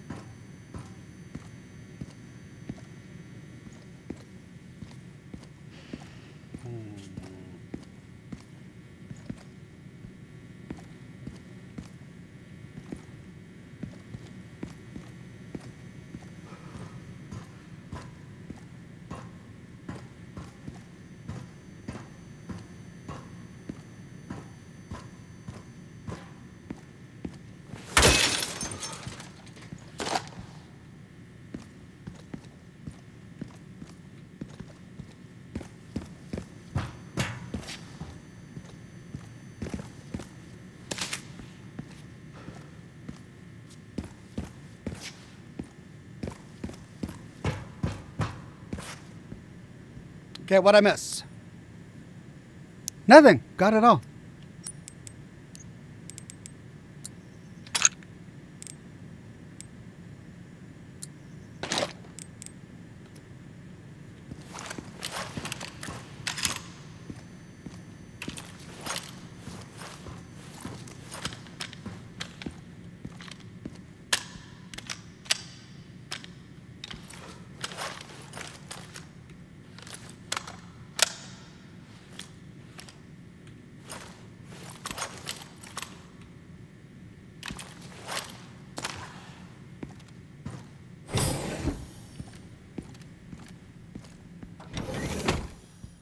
Tracking module, nice.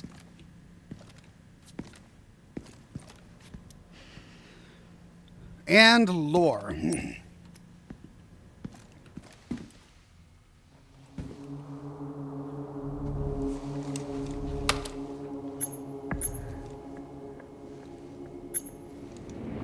Where is that? Okay.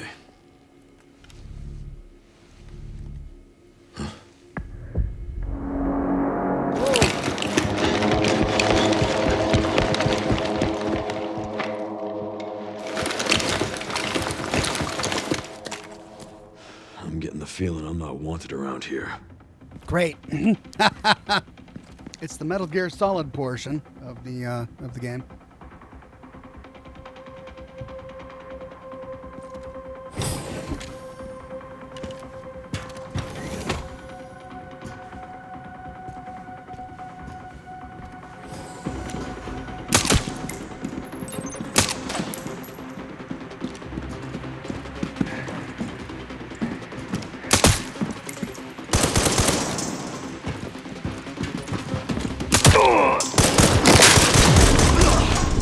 Oh, wow, what? Oh, okay. I went down fast. Bullets hurt, man. Okay.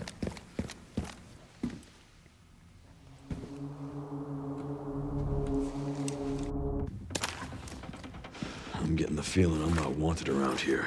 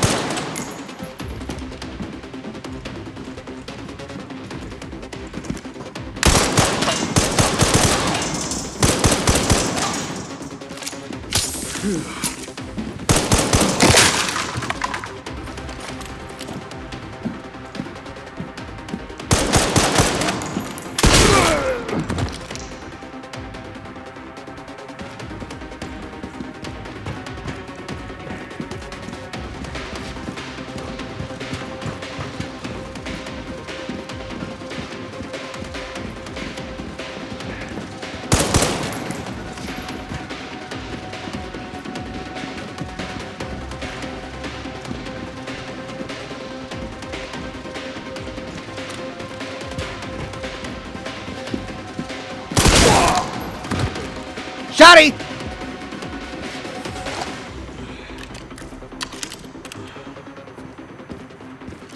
Phew.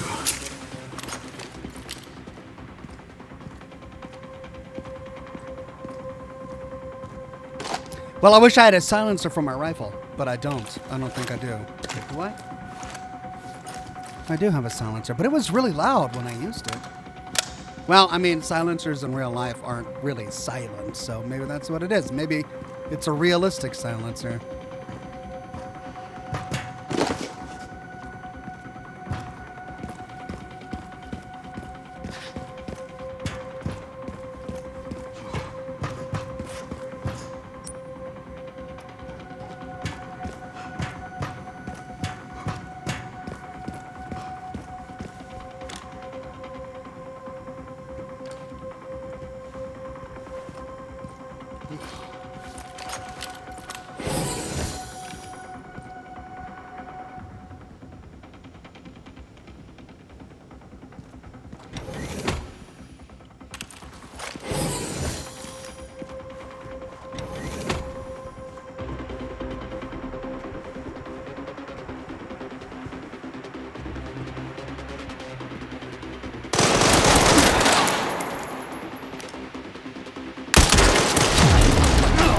Oh my god. Well, that did not provide very good cover.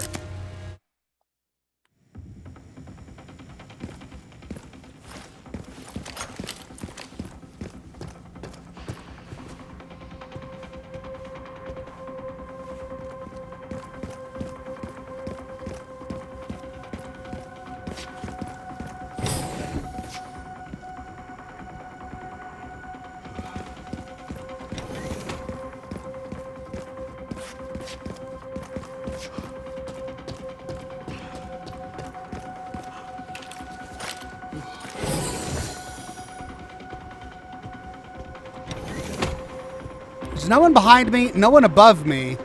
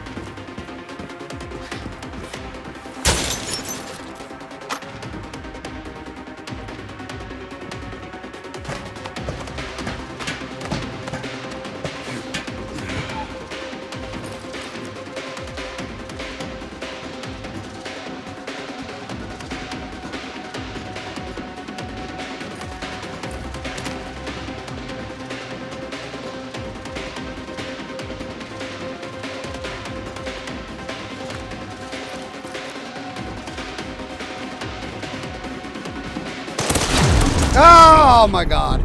Oh, shot from beneath.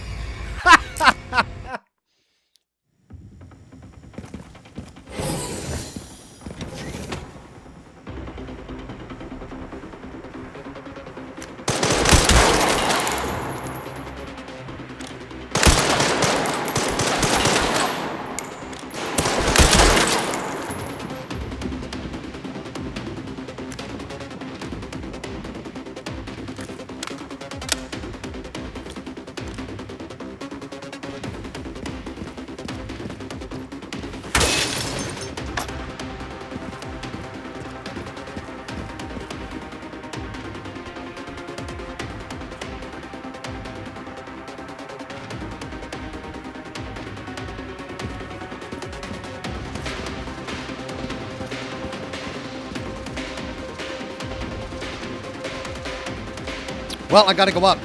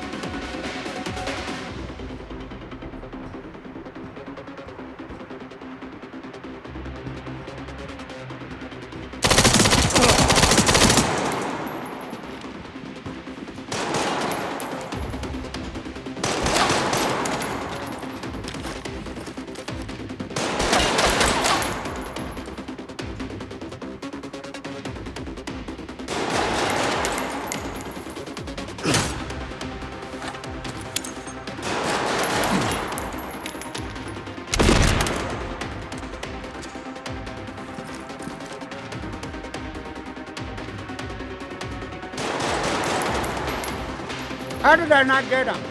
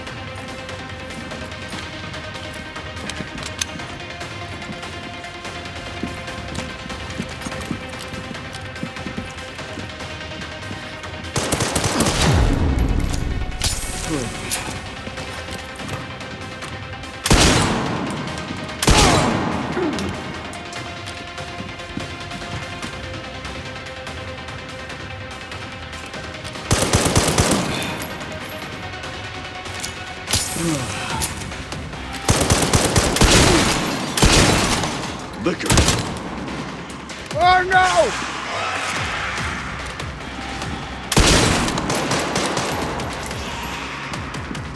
Oh no! What did I do?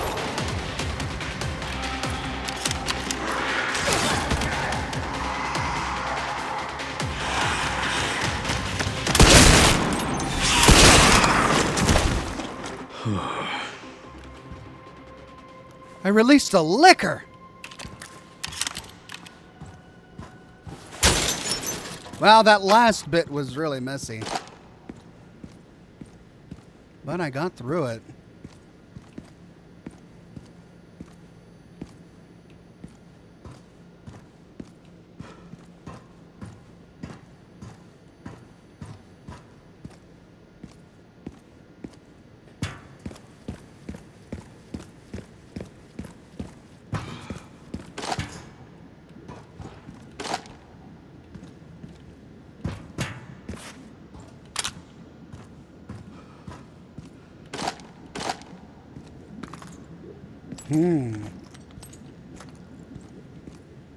Was that the only one? Now, these probably have liquors in them as well.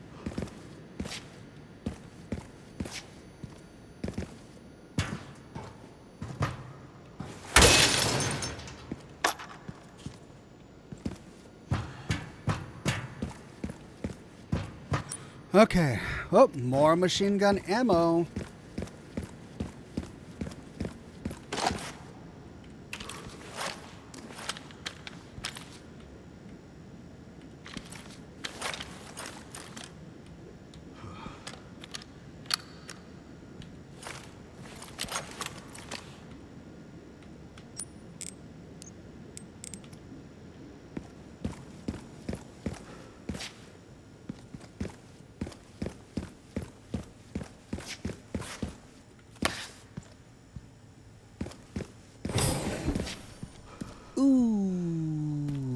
Is this how they make the synths?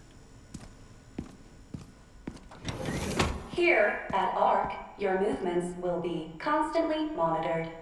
Do not leave the designated areas without authorization. The recording and transmitting of information is strictly prohibited. Right, I think that's where I'm supposed to go. So I want to see what's up here first. Yeah, that's the entrance. Okay, let's see what's up here first.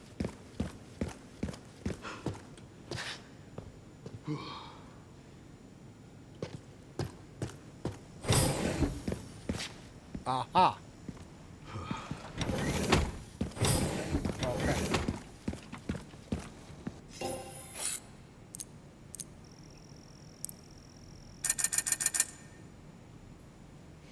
$11,000. Body armor repair.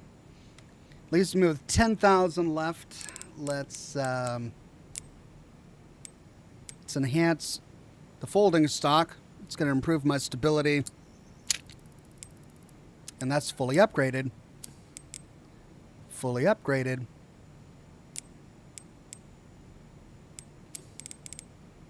Fully upgraded.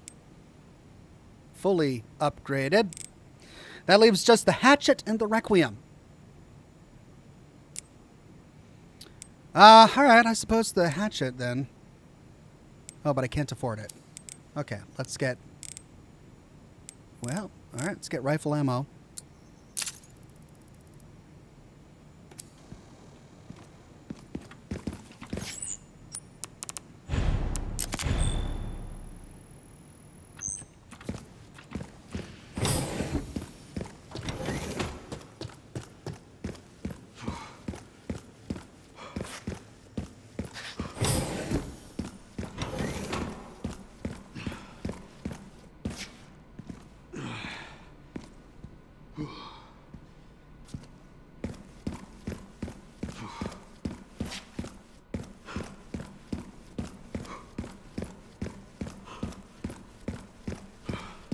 Ooh. What is this? This is a weird display. It's like Cirque du Soleil. What is all of this nonsense?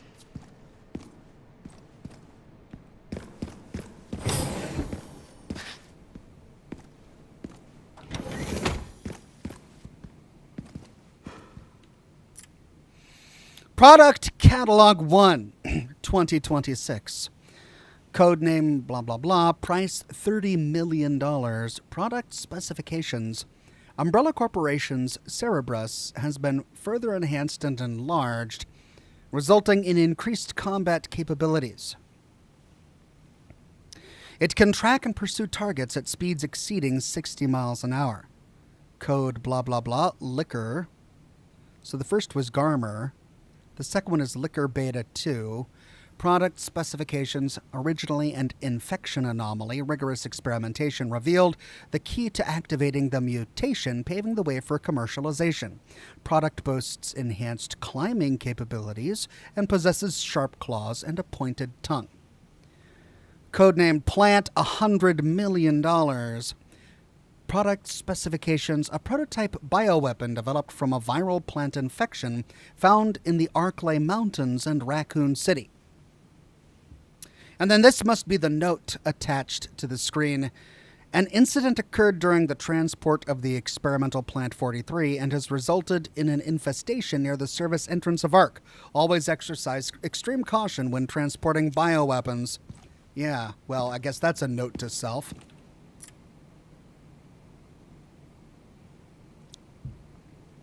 Codenamed Tyrant.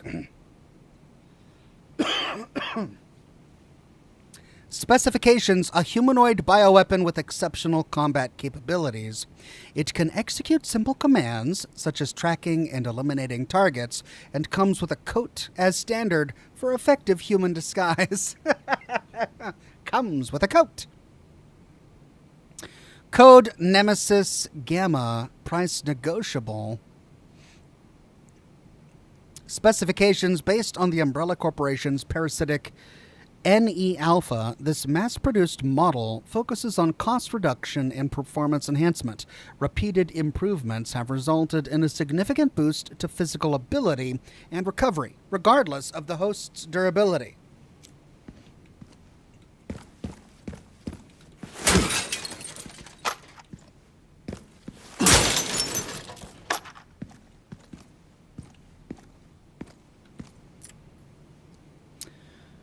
Raccoon City Bioweapon Research Report.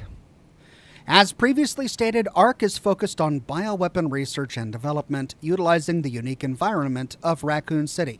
In particular, experiments performed by infecting nearby zombies with the mutated T-virus strain have yielded a great deal of empirical data. This has also proven effective against the BSAA's attempts to eradicate ARC.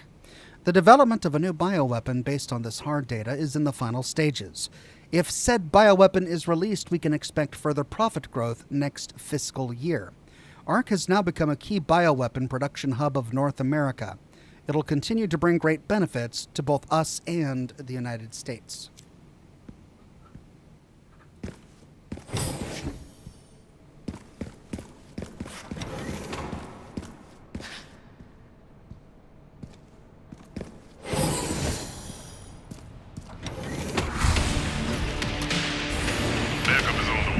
Not necessary. I'll neutralize the target myself.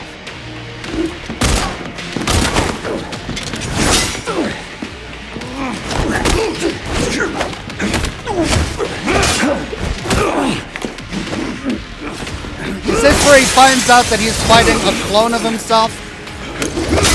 He's gonna tear off the mask and it's gonna be Leon, Alpha. Leon Kennedy. We finally meet. I didn't realize I had such a big fan. How about an autograph? I heard you were a smartass.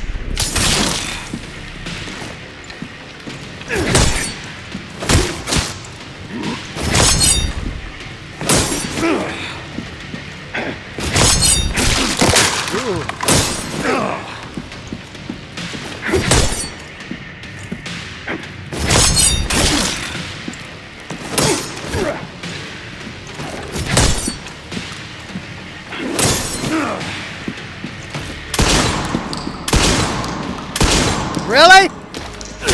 Dude can dodge bullets, but not axes.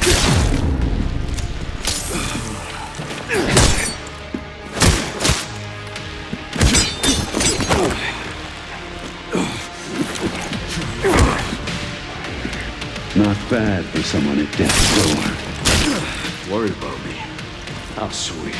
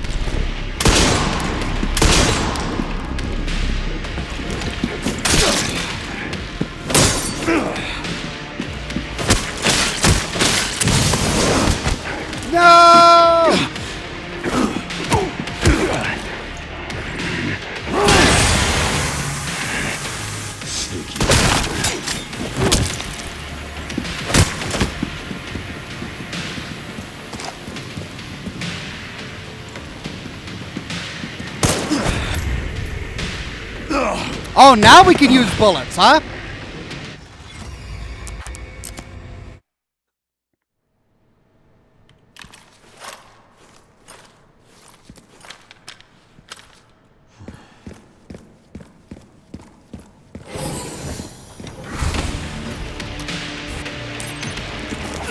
realize I had such a big fan. How about an autograph? I heard you were a smartass.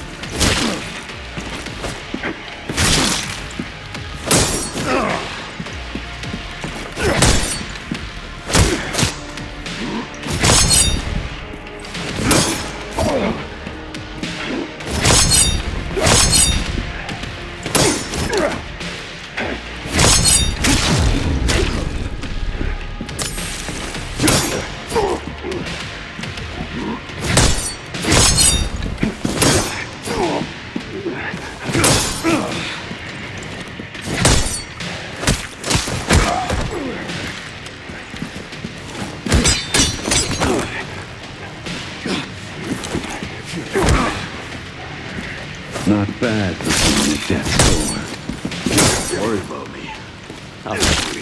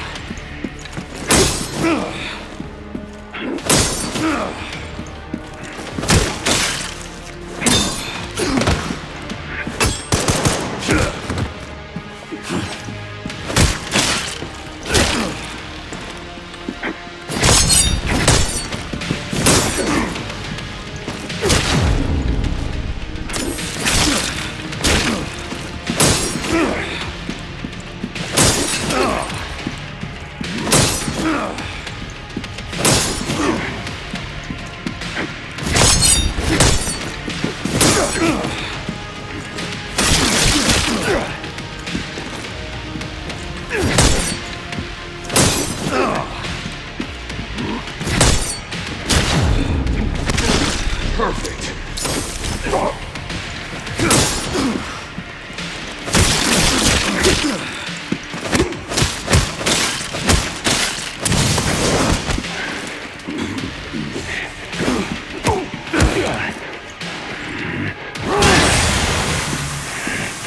Sneaky bastard.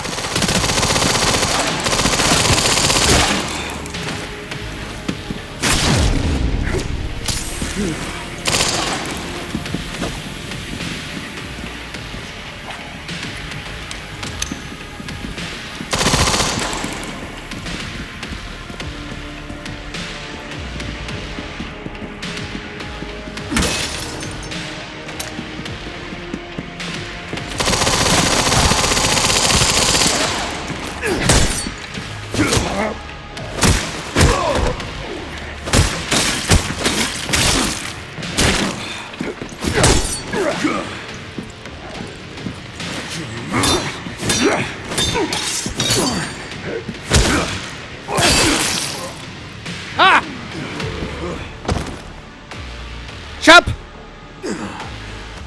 You only killed me once. Ran into trouble. This guy was one tough bastard. Ooh, Mortal Edge. A formidable instrument of death. It has taken countless lives and is steeped in a long, bloody history. Has exceptional parry capabilities. An unassuming design, but when in the hands of a skilled user, it becomes a deadly weapon. Coming from you, that's quite the compliment. Okay. Need more healing items.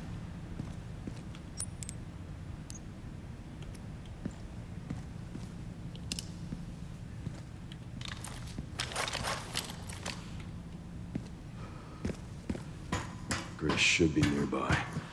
Time to finally get some answers.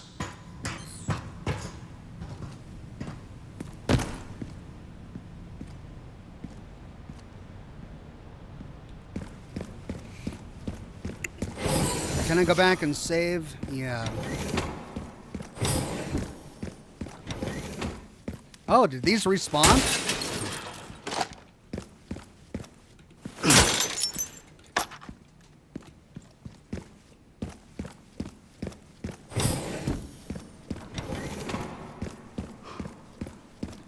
Wait, is there a save point over here? I don't think there is a save point over here.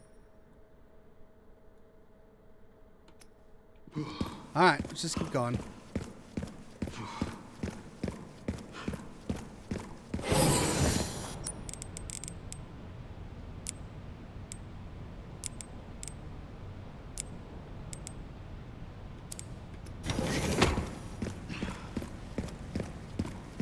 Grace should be just up ahead.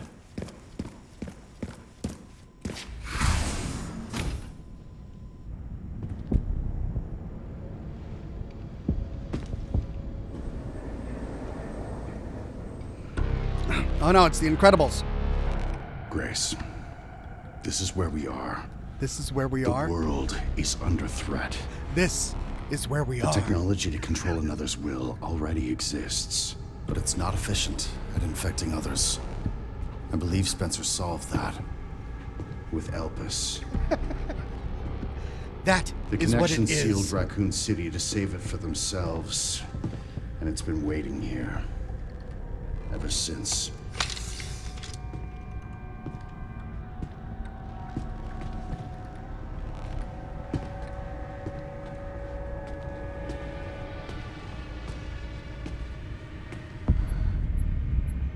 What does the creator This is as desire? far as we could get. If the wrong password is entered, the Ark will be destroyed and Elpis will be lost forever. So tell me, Grace, what's the password? I don't know. Of course you do. You're the... Leon! Don't embarrass yourself, Mr. Kennedy. You can't beat me.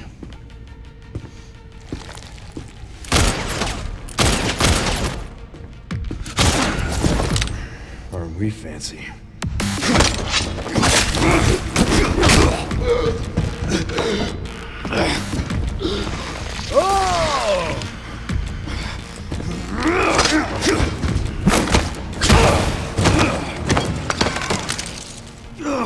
Why did he put his gun in his face? He's like, this is my gun. Ah!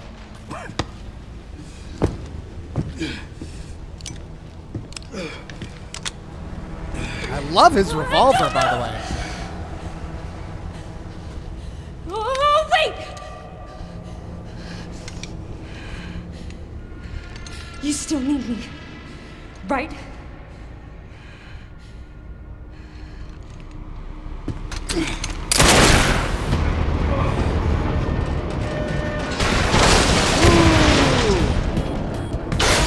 Whoa! Come on! Grab time! Oh no!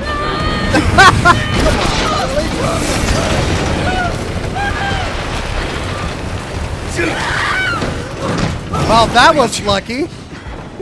That was so lucky.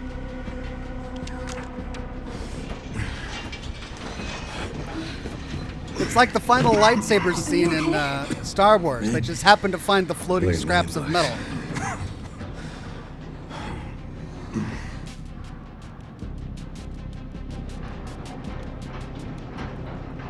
Where does this take us? Your guess is as good as mine.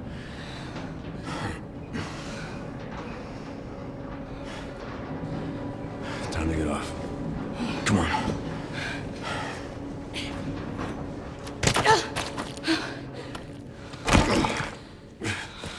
What now? Leon. Leon! Oh, great. Oh no, Grace gameplay?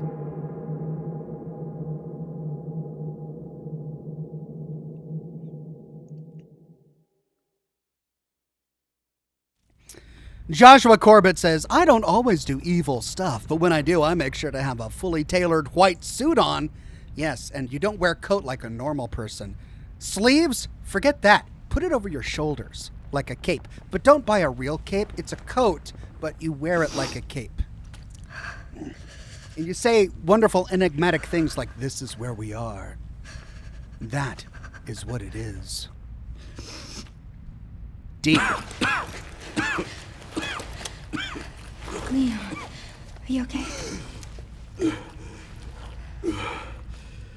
How long was that? I don't know. A while.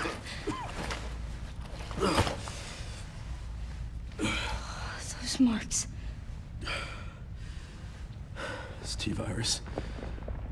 Stage 3 infection. If you're so sick, why would you come here?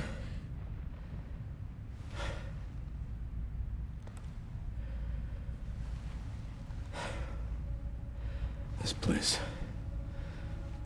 Raccoon City was where it all began for me. Where it all happened, I couldn't make a difference. Oh. So I am here now. Oh, yeah. We can't stop Zeno.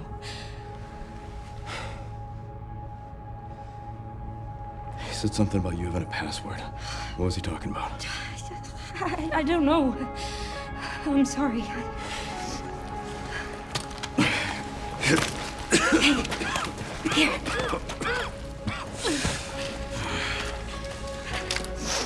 I'm going back.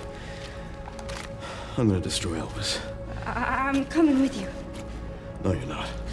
I don't want any more regrets. Whatever it takes, count me in.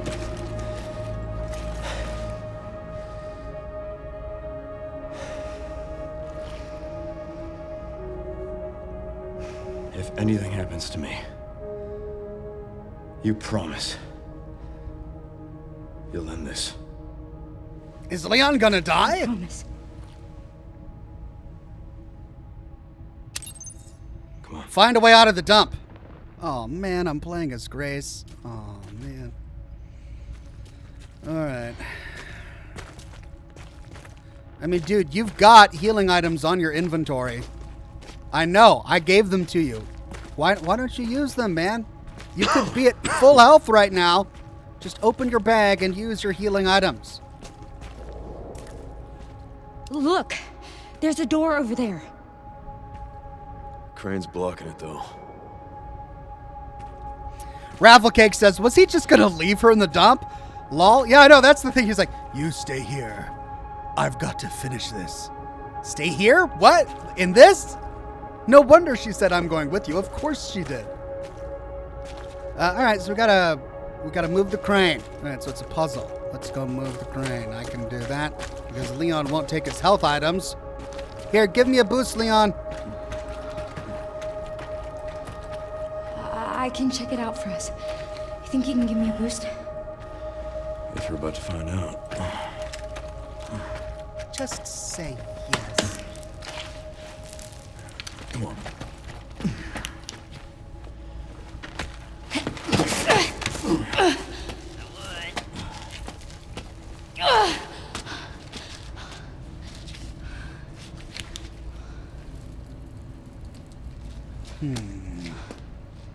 Watch out for yourself up there, yeah? You want to give me a gun? Want to give me a gun? No? No gun?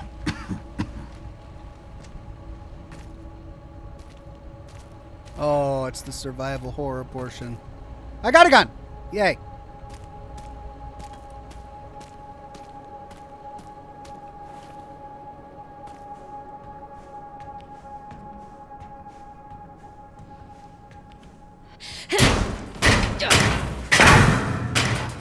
Once I go down, there's no getting back up.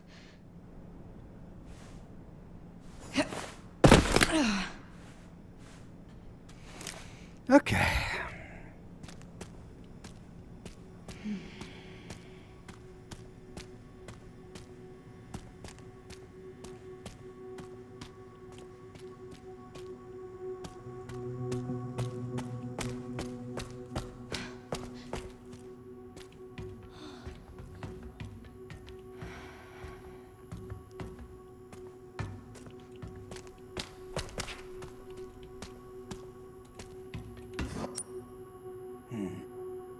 System locked. Override key required for reactivation. Okay, find an override key.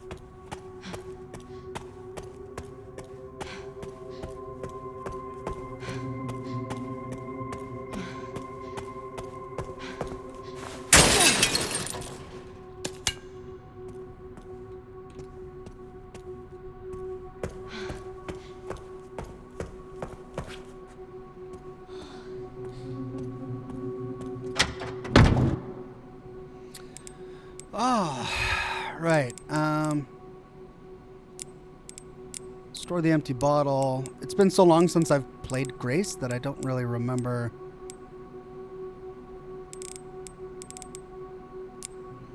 Guess I need to make one of these, huh? Oh, no. We got one. Good. I've got a Molotov cocktail.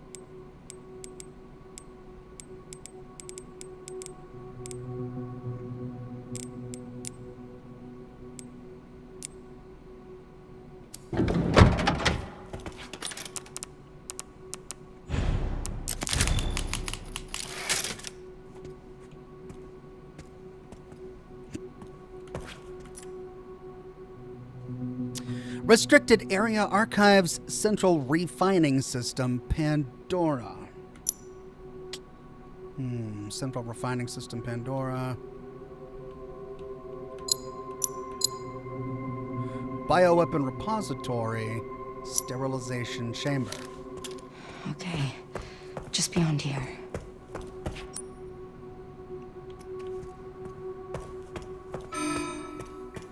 Warning. Threat level orange. Confirmed in storage sector. Critical error. Containment lockdown failure.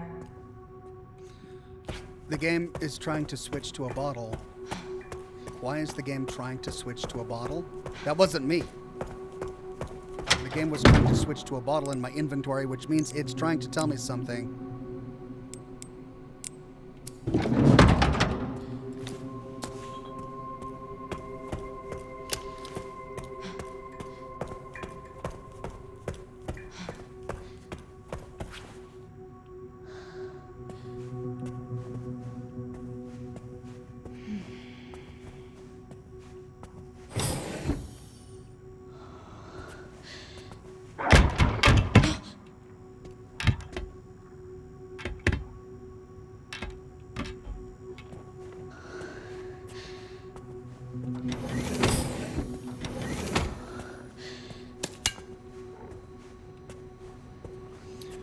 Well, I guess I'm going to be using empty bottles.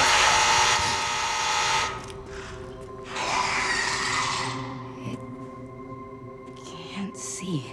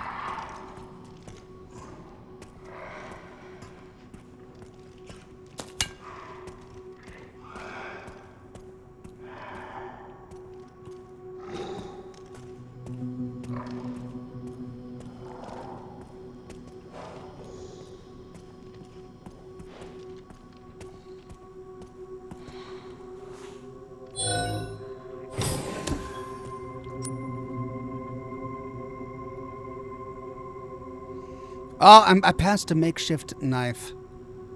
This goes back to the save point. All right, but I opened the door. So let's go get the makeshift knife and then into Bioweapon Repository 2.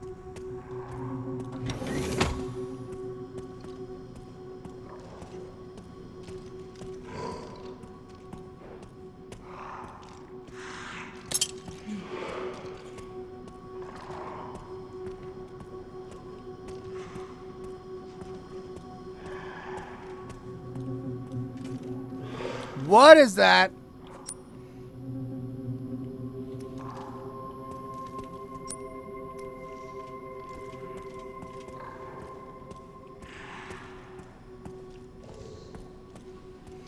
Okay, Oh, that was creepy as heck.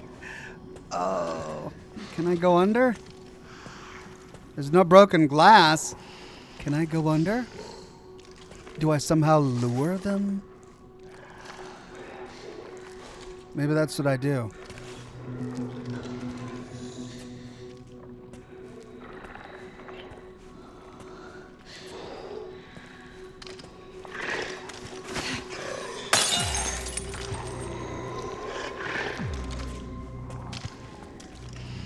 Go get him.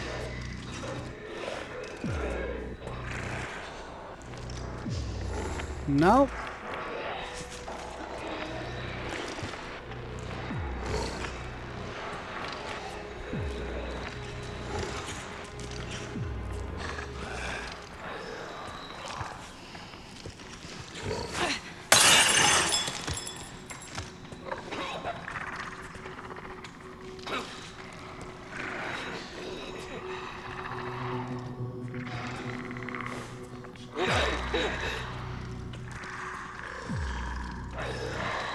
They don't attack each other.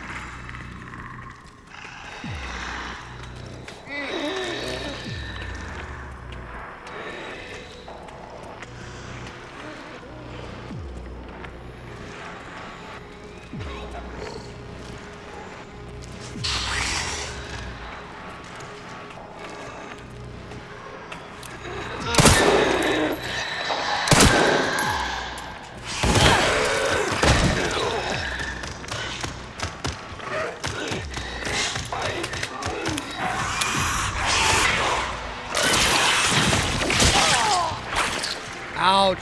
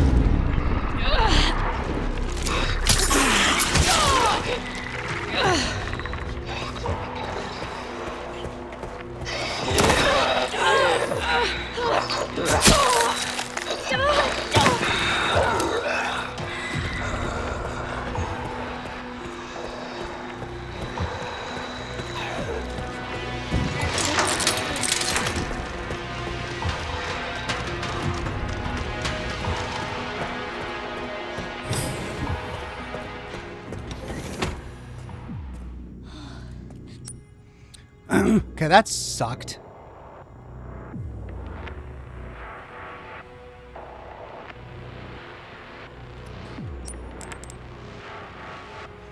Override key dump control room.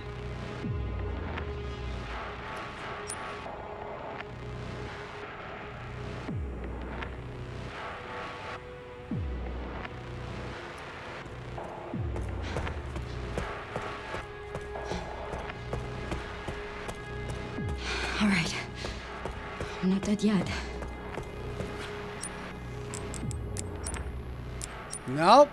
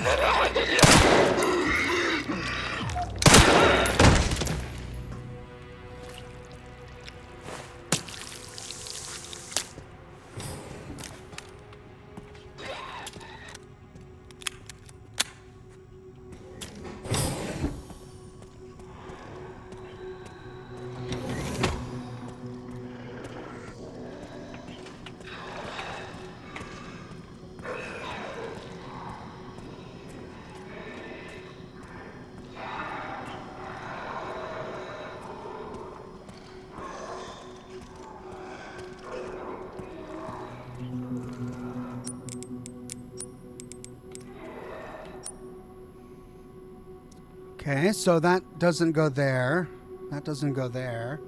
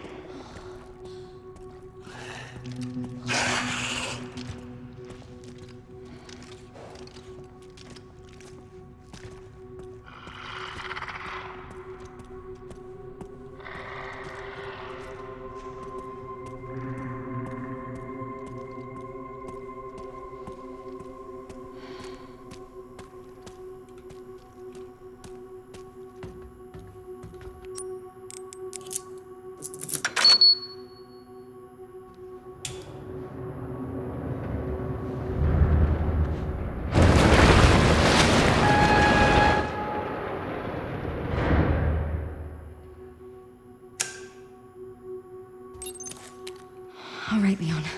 Be careful. I need to Magnetic key. get nice.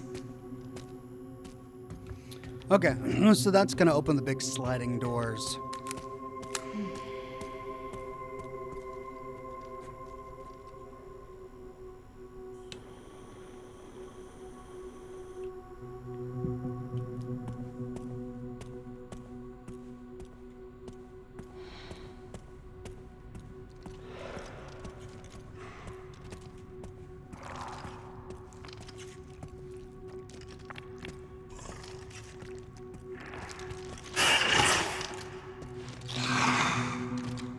Come on.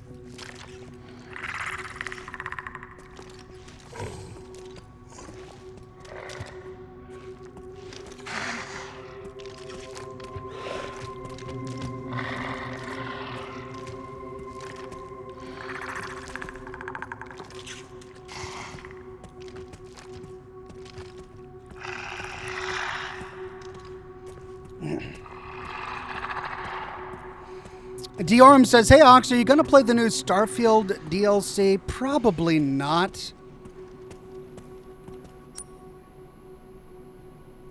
I don't really have the time for it right now.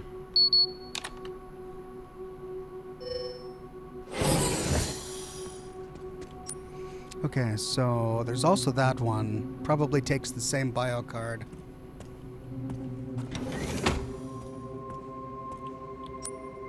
Lobby. Recessed panel.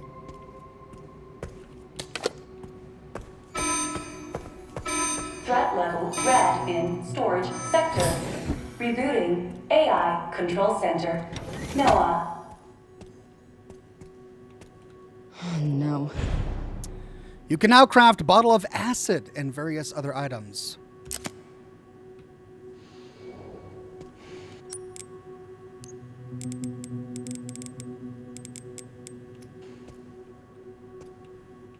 Another safe.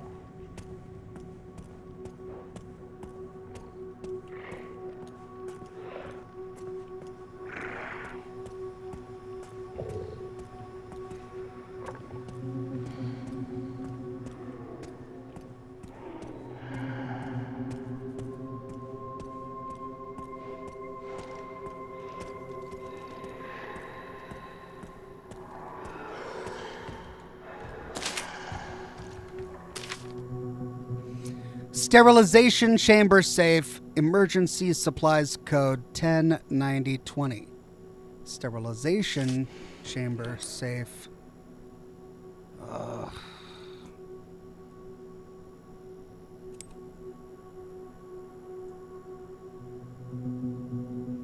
Really? I'd have to go all the way back there?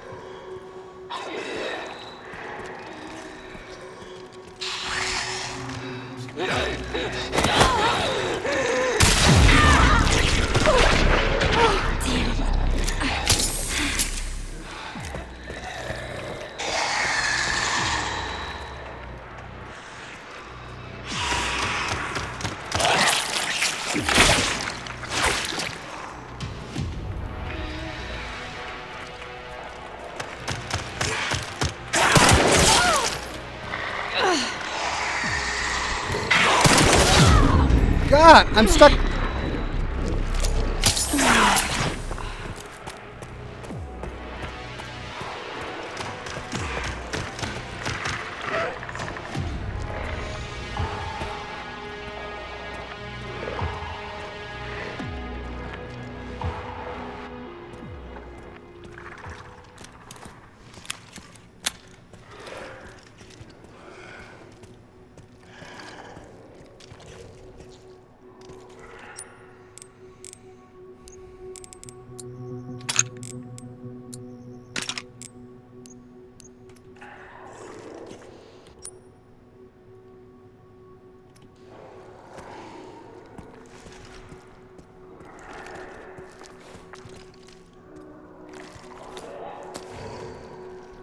I didn't do that.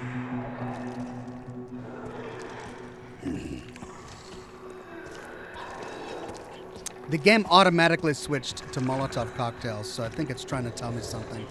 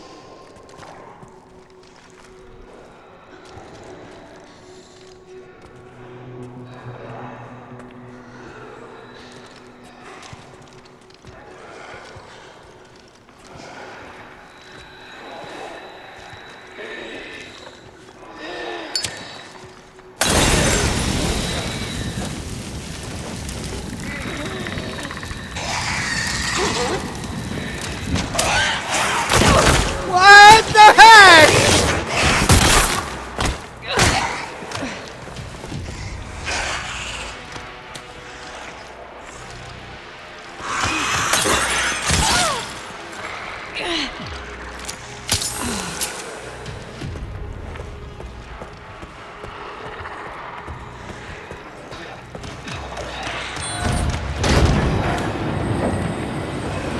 Oh, that was brilliant. That was brilliant.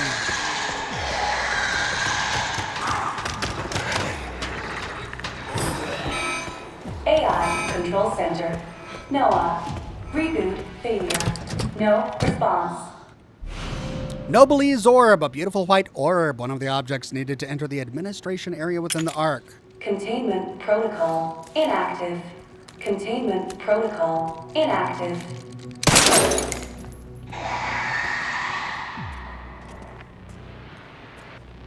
Alright, that's gonna open up the side door.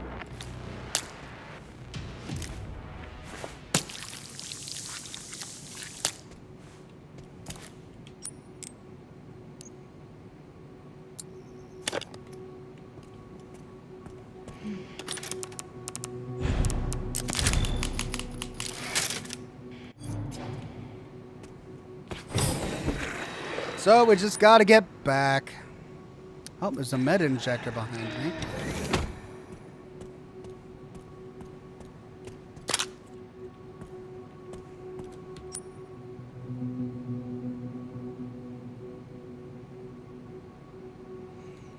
To the recessed panel.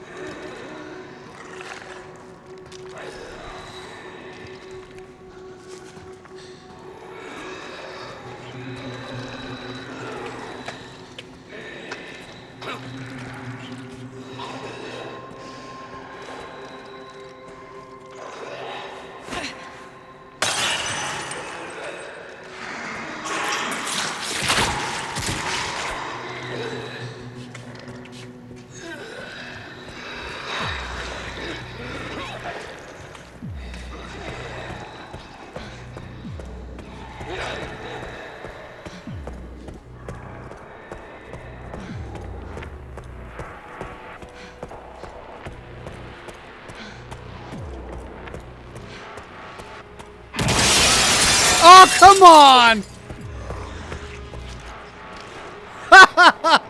Come on! Bull crap, man!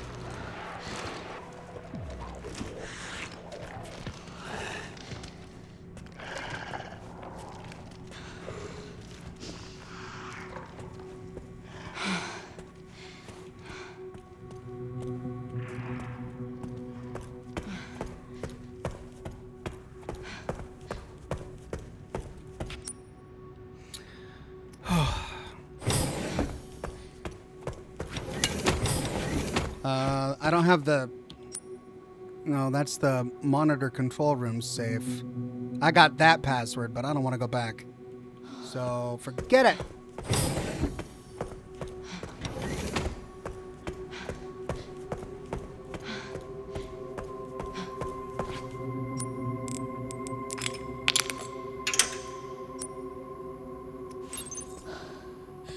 What?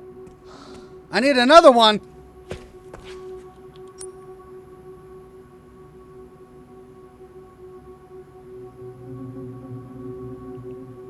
Oh.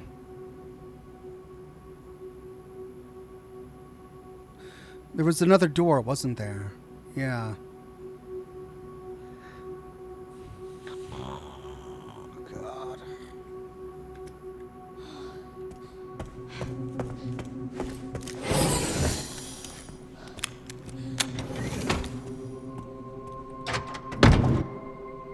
Okay.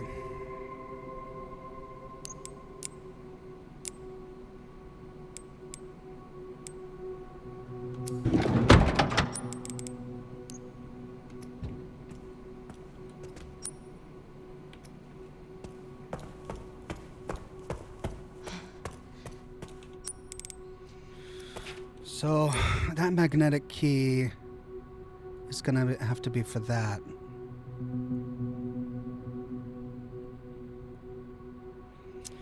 Well, I might as well try and get that safe while I'm in there, unless it's filled with enemies.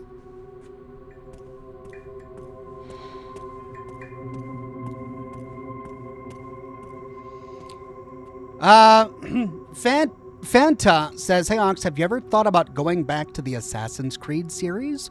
Maybe older, shorter titles." Probably not. I don't really do a lot of streaming anymore.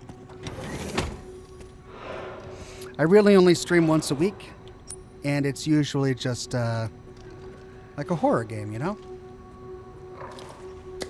Okay, gotta get past this guy. He's gonna want to go down this really tight hallway. I've only got one bottle left.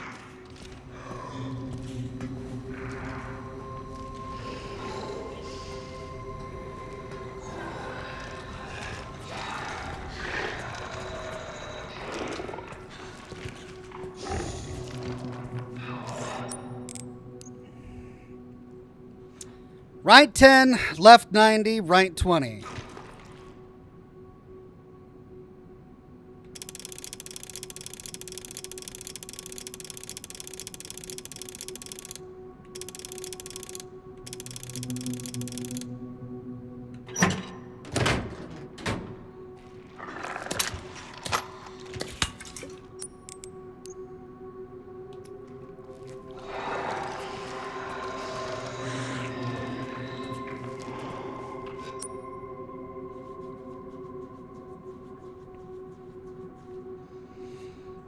I mean, I'm all right until those dudes pop up because they can see me, and then I have to either run, which alerts the lickers, or fight, which alerts the lickers.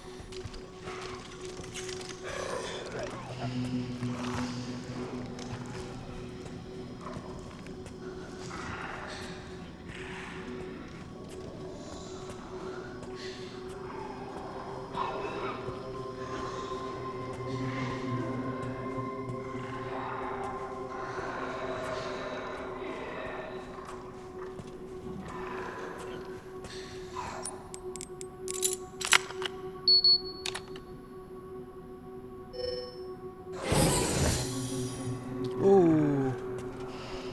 Ooh, bad. This clean room is not so clean.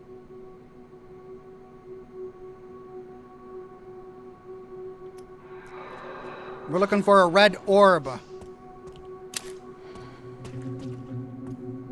There it is.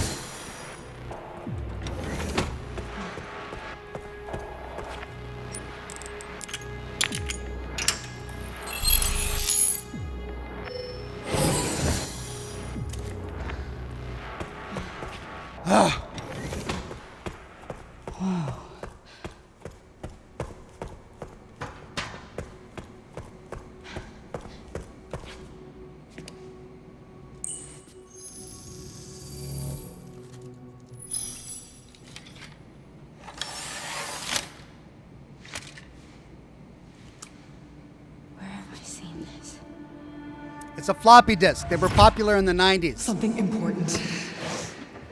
I'll explain later.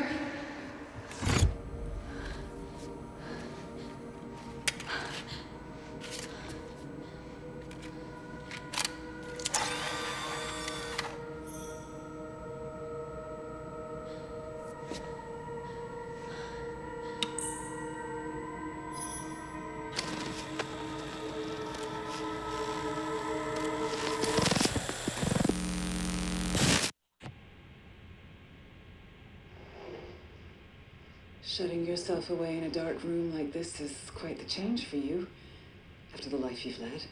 Life takes unexpected turns, don't you think?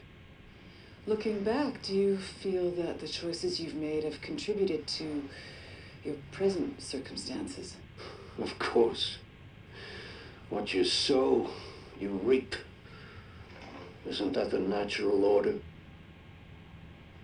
So, tell me, Lord Spencer, what would you like the world to know?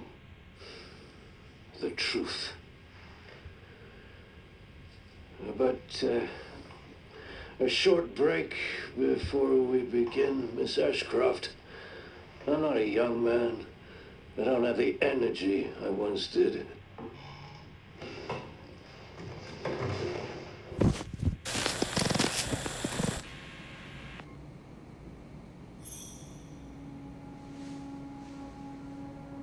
Why would Mom hide this?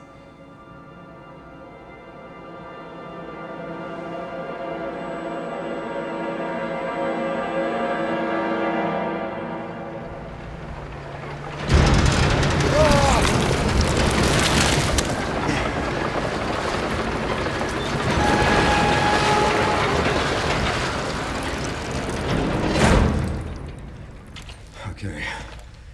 Back in biz. Fuck. You alright, Leon? I am now. Grace cleared the way for me. That's not what I'm talking about. Your body can't take much more.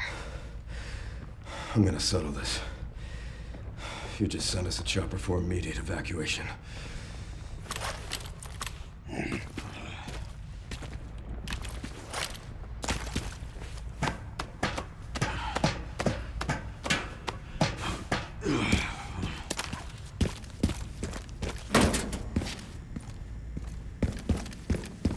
Containment breach. System-wide surveillance failure detected.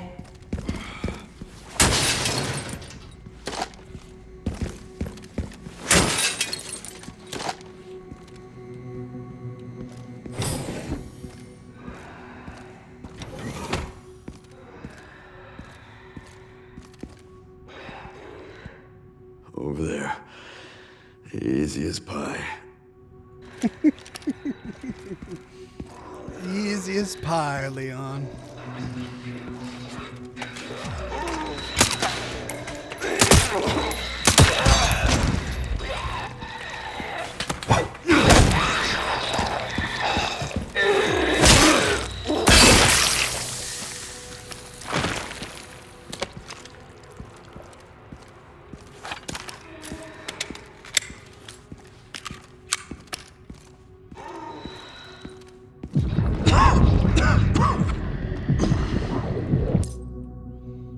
Leon is reaching his limit.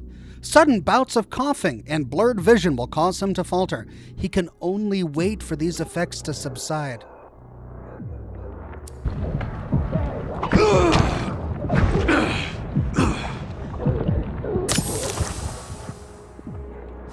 Oh, shit. You've got to be kidding me. Okay, it's over.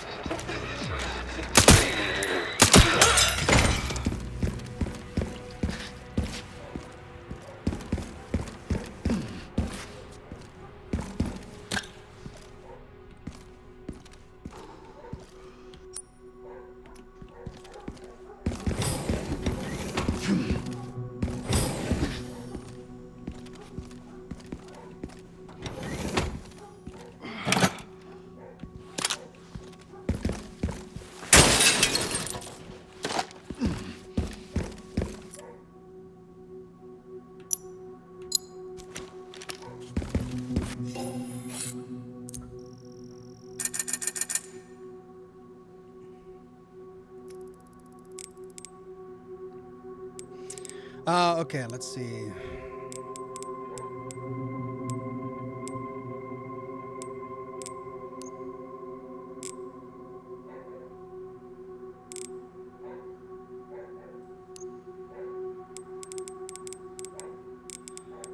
So I can't tune up the Mortal Edge? I can only tune up the hatchet?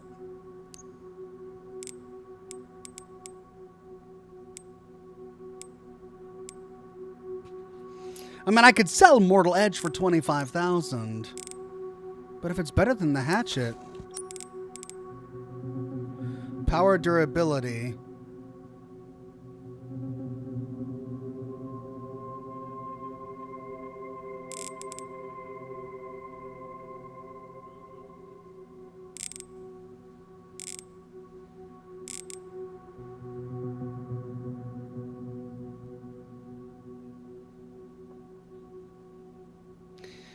The other axe has a much easier parry, says chat.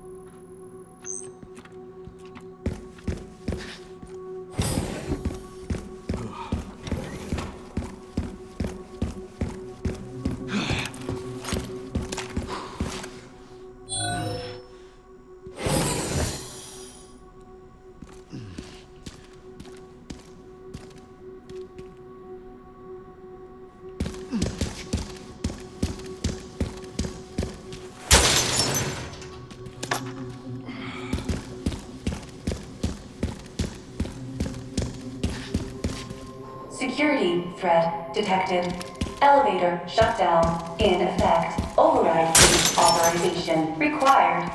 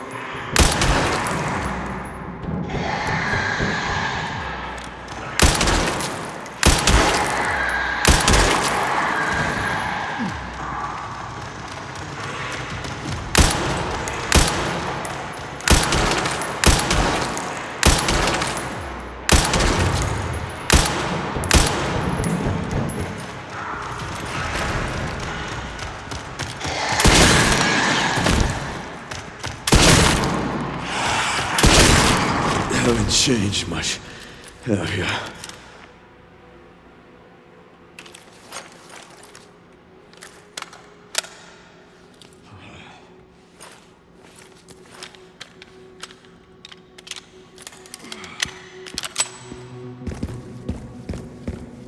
This must be the room.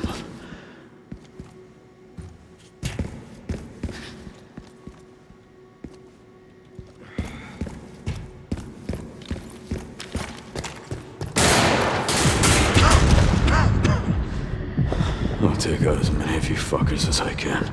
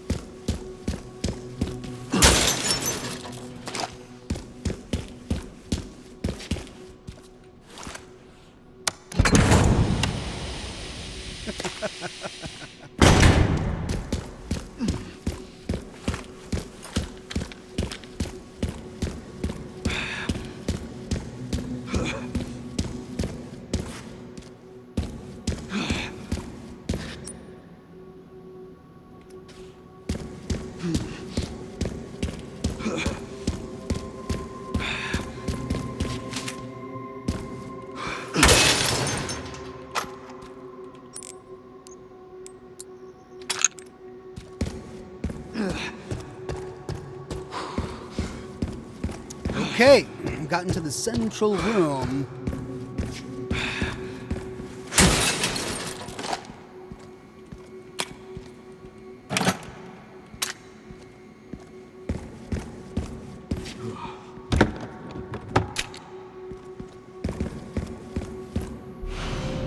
Override key, bioweapon repository.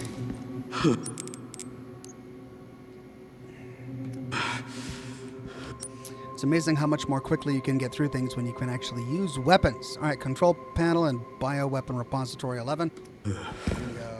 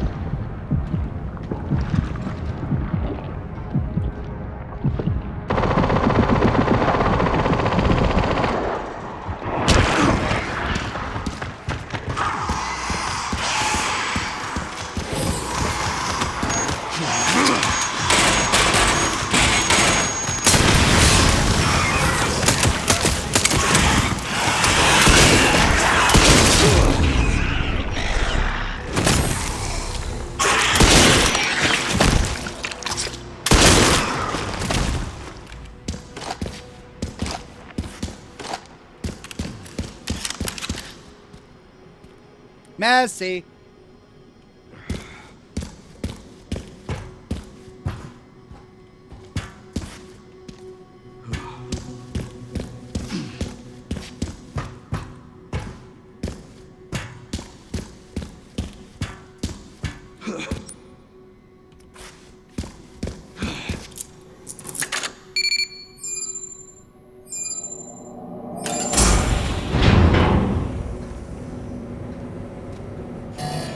Warning, autoclave compromised.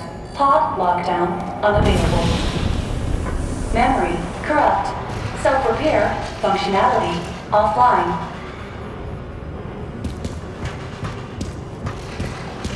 Air thermometer warning. Pod lockdown unavailable. Yeah. Let's get this over with.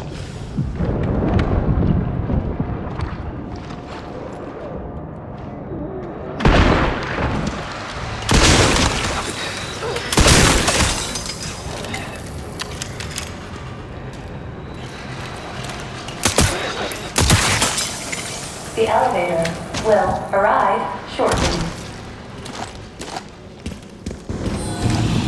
The elevator has arrived.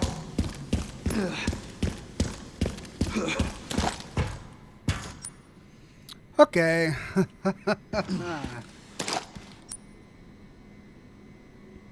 Save point, supply box. Here's the elevator. Let's go to the save point real Can't quick. waste any more time here. I need to go. I will go. I want to save.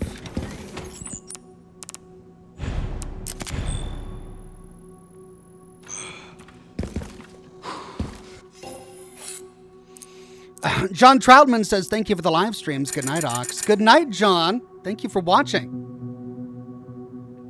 26,000. Nice. Let's repair the body armor.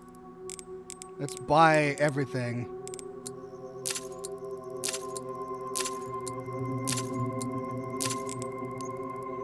That leaves us with 28,000. Fully enhanced. Fully enhanced. Fully enhanced. Fully enhanced. Not enhanced. 7,000. 5,000. 5,000. Stability. Muzzle rise. Stability. Okay.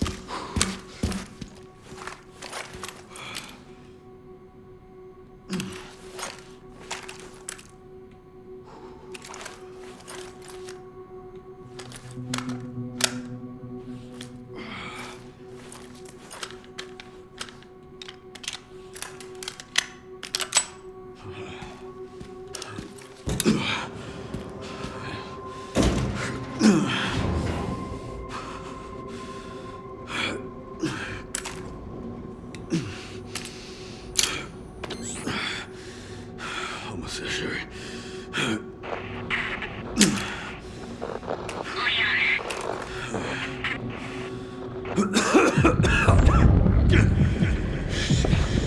The blue mist.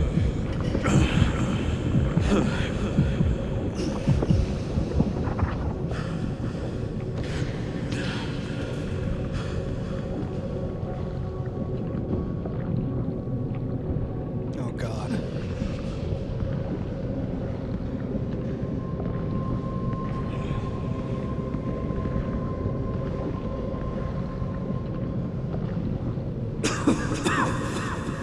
Done yet. Leon, you're one tough SOB. He's not done yet. He's got 3 lungs. He can spare one. There we go. I'm not done yet. My name is Leon.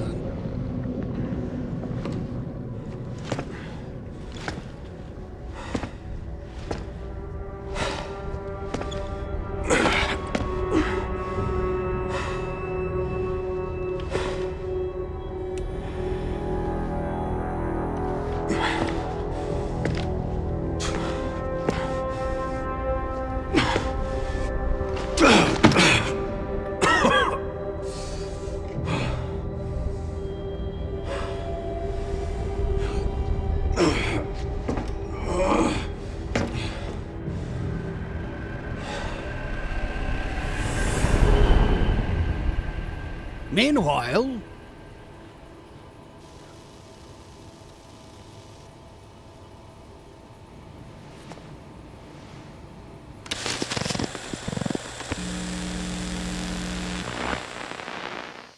What kind of legacy do you want to leave behind? My research opened Pandora's box, unleashing disaster upon the world Except Elpis, the goddess of hope? Or so the myth goes. A blind hope. What do you mean? Humans cannot predict when death will come for them. This is why they have hope. I was wrong, and I am plagued by guilt. Happiness cannot be achieved at the expense of others.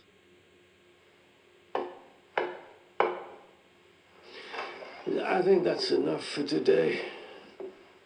Why did you accept my request for an interview?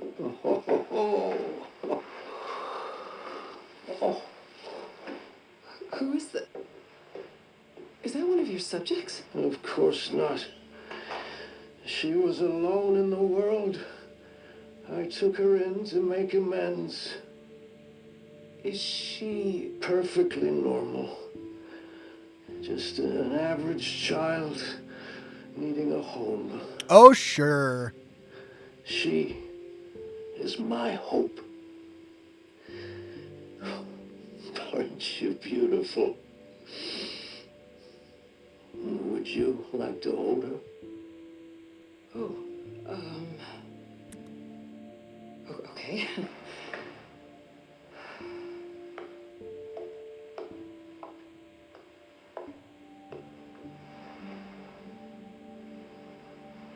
She's yours now. You're the last one to touch her.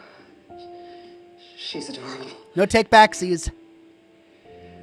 What's her name? Grace. Grace.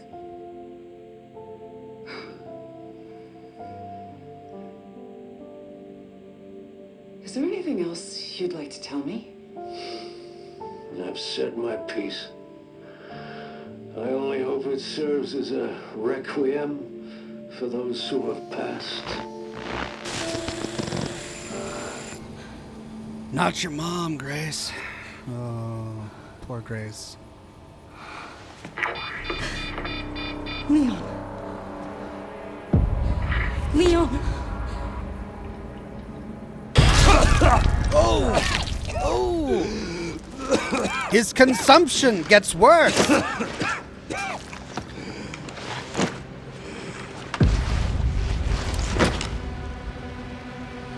Oh my God. I need to hurry. Leon. Oh, all right, I'm coming, Leon. I'm coming. I don't have nearly the kit you do, but I'm gonna work on it. Whoa. That is a dramatic change in decor.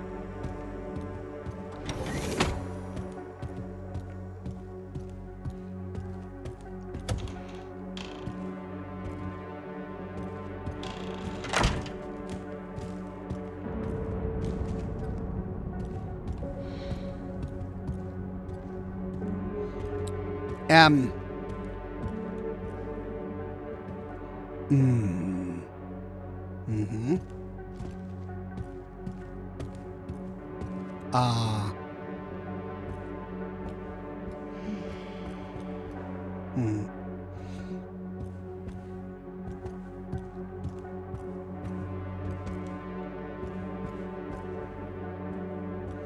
Okay.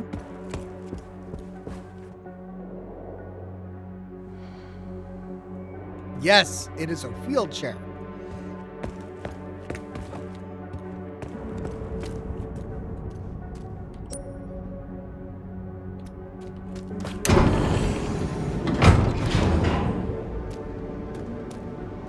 This is finally my chance to do something.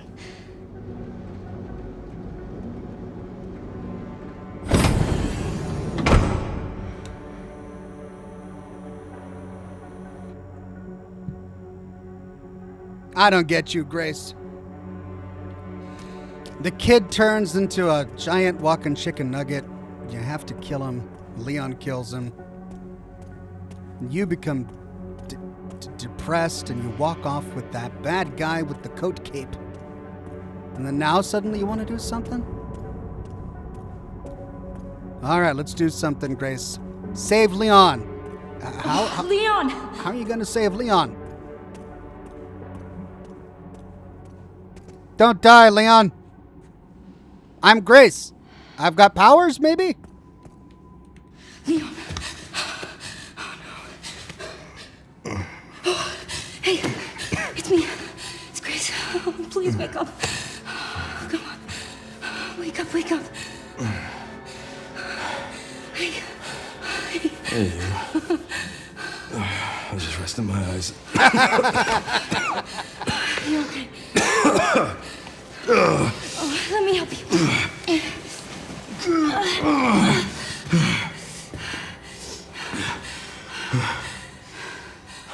Let's do this. Okay.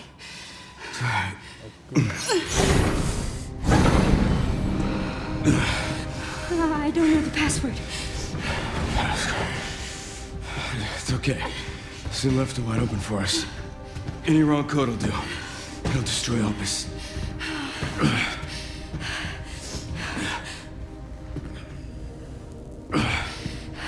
Let's try. Grace, whatever it takes. I can buy you some time. No. No, I have an idea. You want to share? Because I don't have an idea. I trust you. I trust you. What's this idea? So, the prodigal daughter returns. I know the password. Fulfill your destiny, and all will be forgiven. Only if you let Leon live. Very well. Gosh. I could not keep a coat on my shoulders that long. It must be incredibly uncomfortable trying to balance it while making sweeping gestures in combat. All right, type in the wrong password. What does the creator desire? Never gonna give you up. What? We can release Elpis?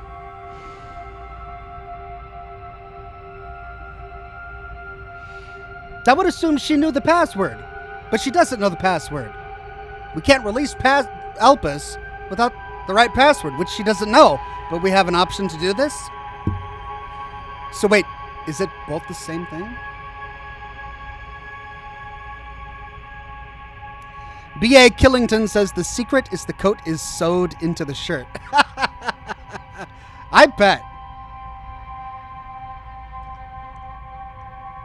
Well, I mean, bad guy wants to release, good guys want to destroy. I guess we destroy. I was wrong, and I am plagued by guilt. I'm gonna destroy Elpis. You promise you'll end this.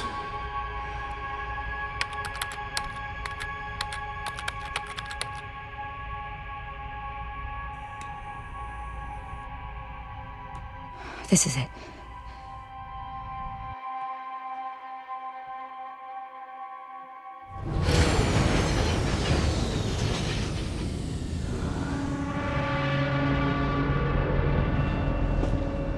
What did you do? How could you type in the wrong password? I trusted you. Oh, woman that I've abused and whose friends I've killed. What did you do? See, I called it. I called the What I had to. What did you do? It writes Chris, get itself. out of here!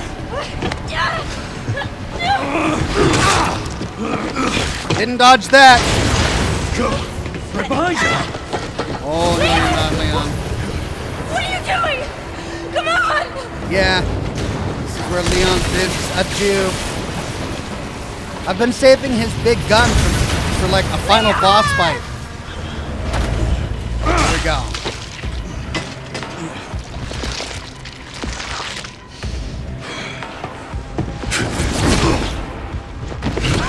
Really?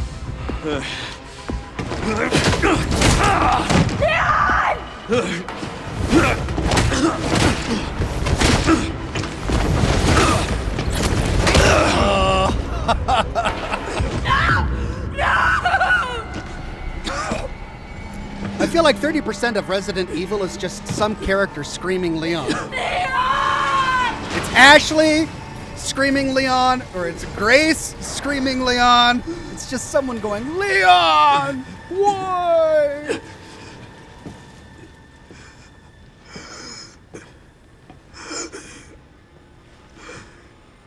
At least I could save you. I mean, don't count your chickens until...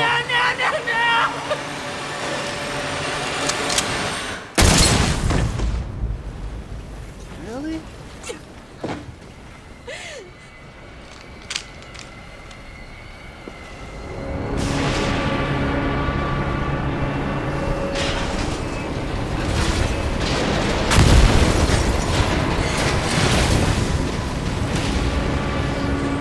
Leon! Now they got me doing it.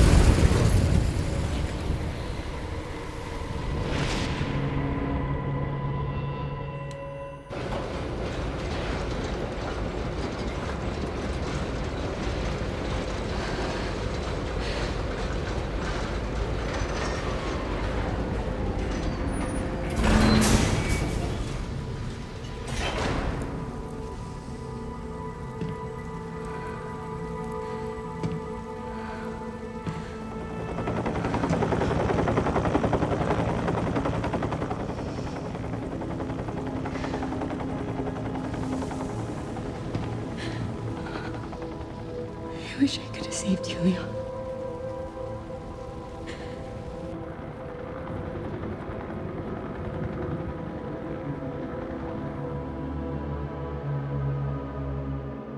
What?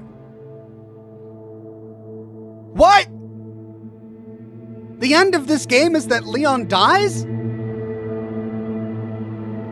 What?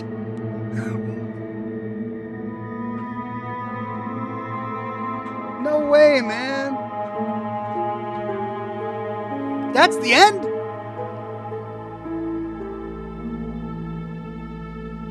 What the heck? Lame. Just lame. Maybe there's like a cut scene at the end.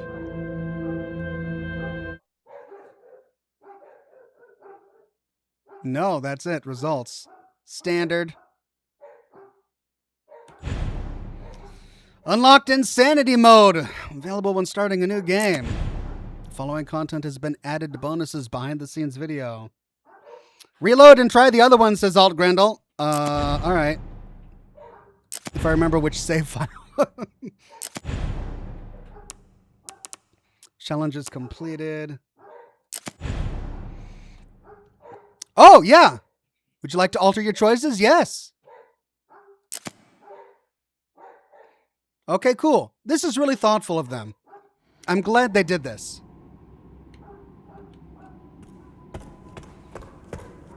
I wish more games would do this. This is great that they did this. Leon.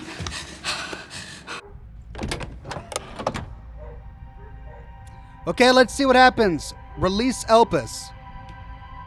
Please know that you are my hope.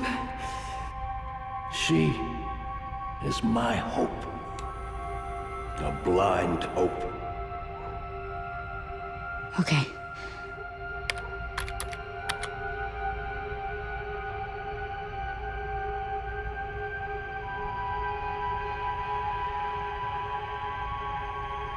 Sorry, everybody. I think I have someone at the door.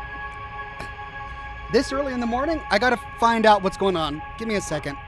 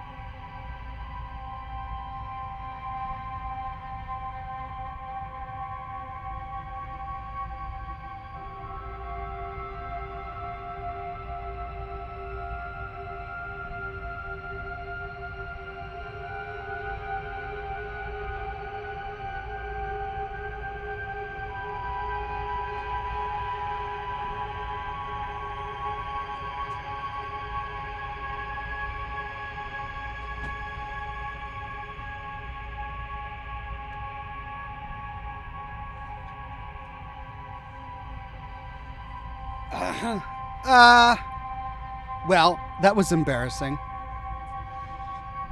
So, I have a bunch of packages piled up outside my front door. And I know what's in them all. I live in a pretty safe area. I'm kind of out in the middle of the woods. No one ever comes here, so I don't really worry about leaving packages on my door. And I was just lazy.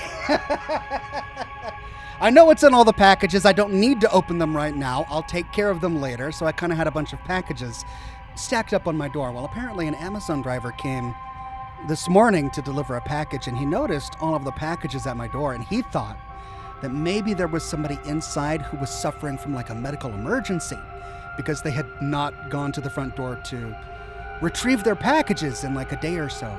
So he called the cops and said, hey, could you guys please do a wellness check on this house?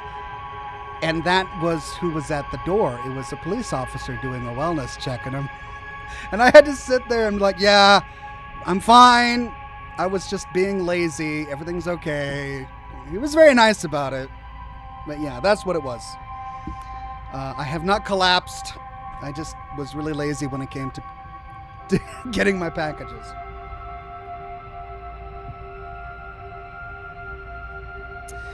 Black Label Mark says, I'm just waking up and Ox is still alive. Enjoying the game, I see. Just decided to sleep. Sleep is for the weak, huh? No, that's not the end. You'll see. Okay, well, let's check out this other ending. Yeah, let's see. What is this other ending? Because I gotta say, the last one was really unsatisfying. I was really disappointed. Let's see what happens if we type in hope. This is it.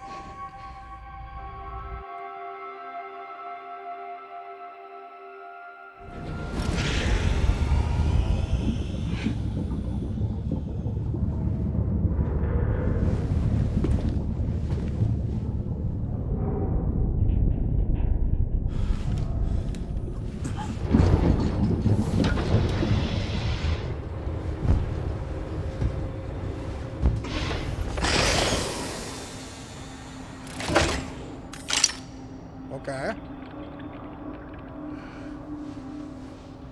What are you doing, Grace? Spencer regretted what he did. Well done.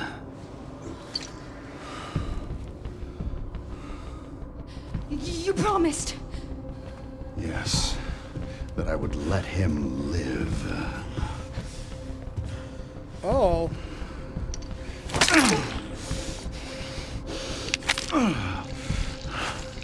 Mr. Kennedy, I give you the honor of experiencing my power firsthand. I'm not sure Elpis is what you think it is. There's nothing special about me. I was never any king. Spencer wanted to make amends. But you released Elpis. What is it? Tell me! Leon! Why? My powers! Elpis is Spencer's atonement. It's an antiviral.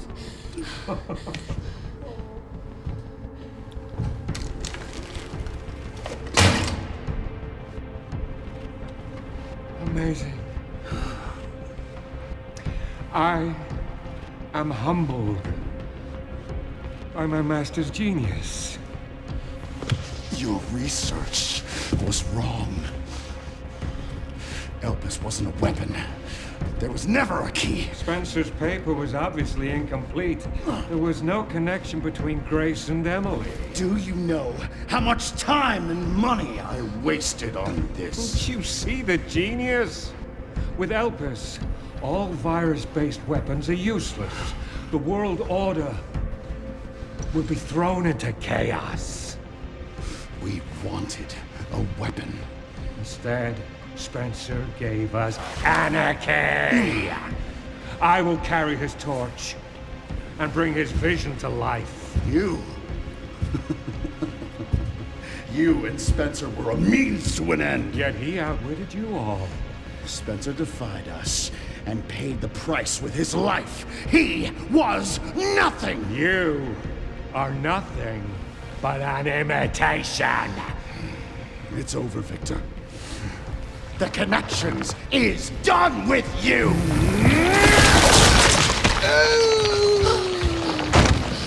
We can't let him have it. Grace! Your ignorance is staggering. It's a cure.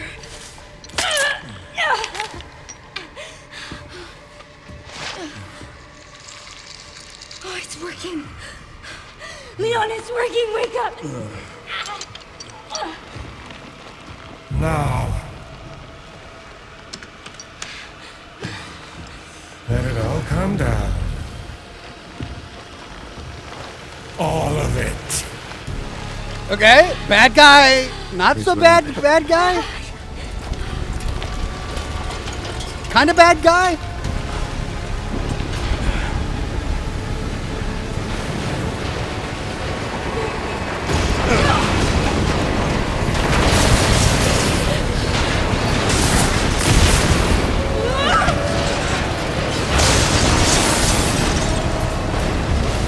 It's gonna go!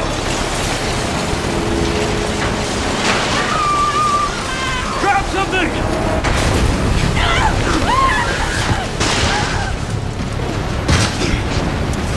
Leon.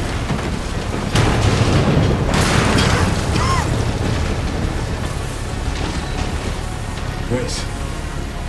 Grace!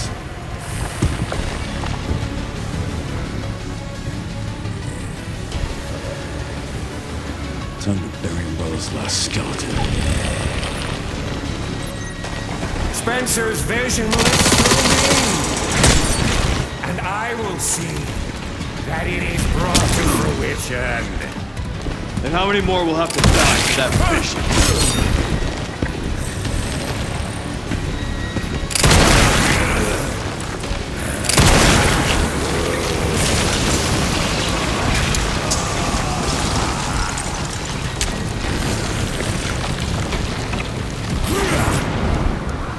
Ooh, that was cool.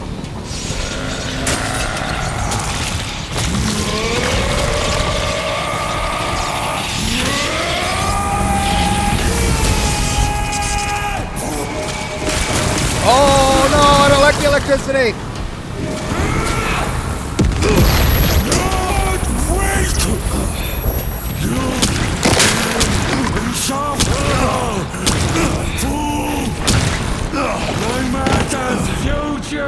What was that? Like I got chain stunned.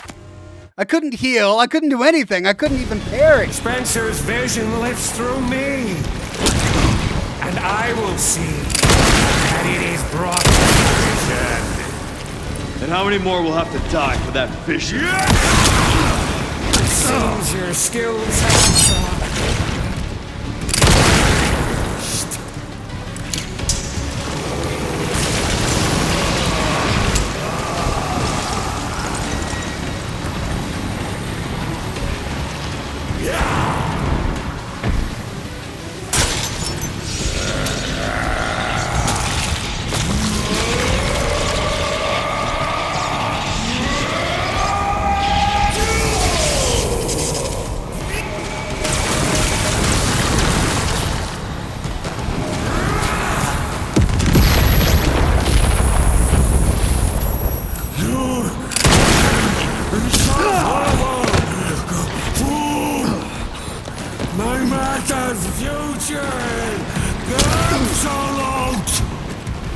Seems to be reaching the limit.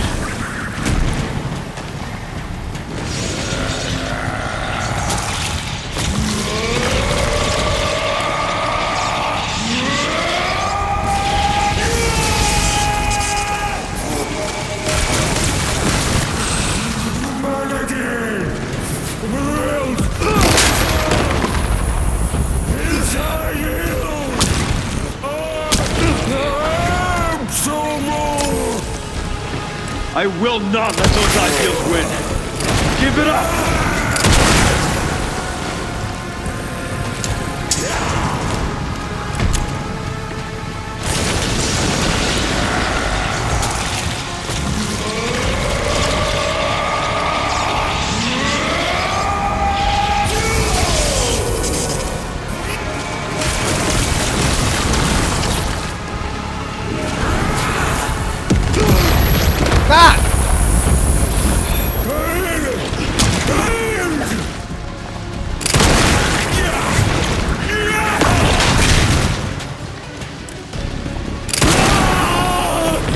Oh yeah! It's over.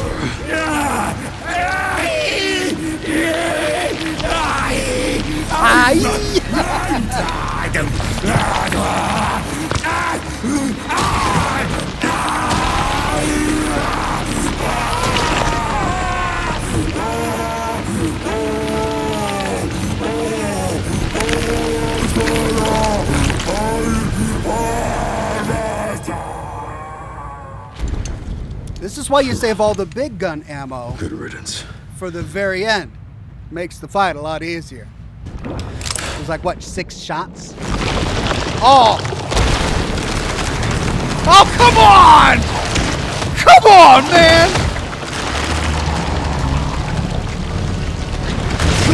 What? No, man! Nemesis. You're so damn relentless.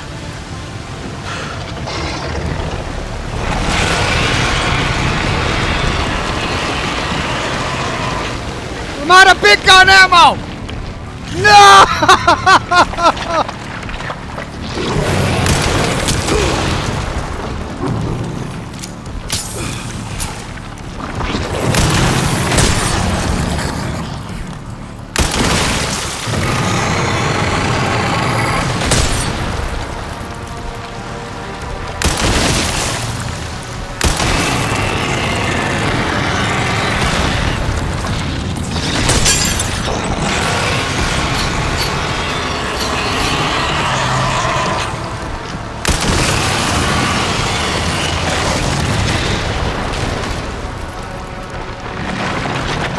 Ew.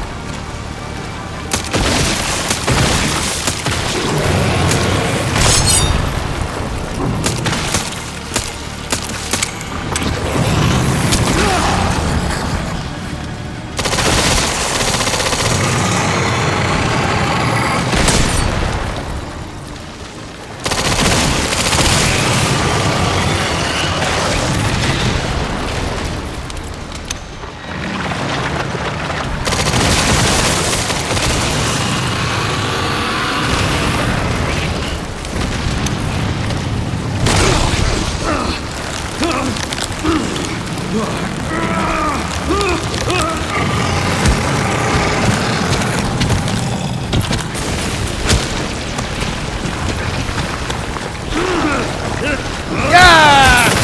Chop that wood!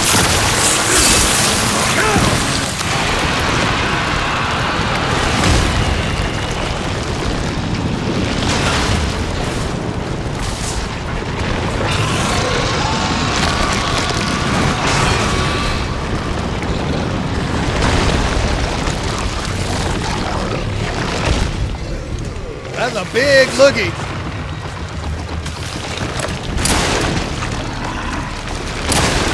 Oh, Leon. Nice. This time, you ain't getting back up. Oh, Dr. Pimple Popper.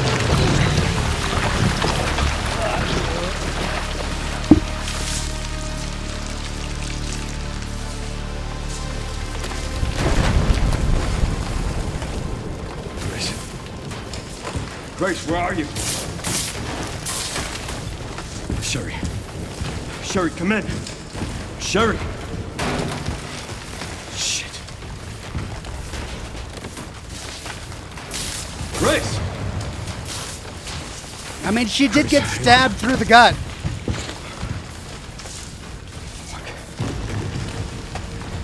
Grace. Give her like a stim pack, Grace. man. You've got 3 on your inventory.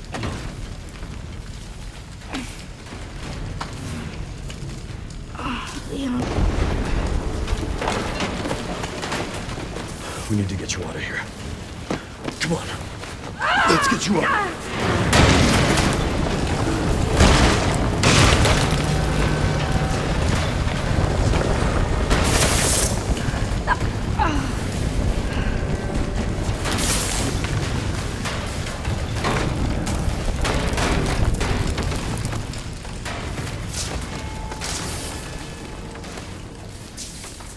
There's no way out, is there?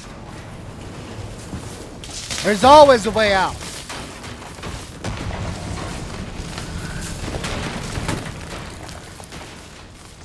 Well, I'm not gonna leave your side. I'm gonna sit right here with you.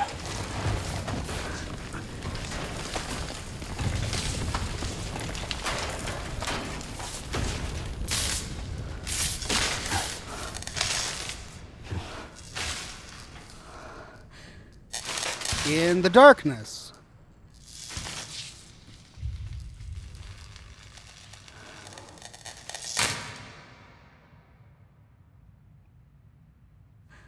I guess this is it then.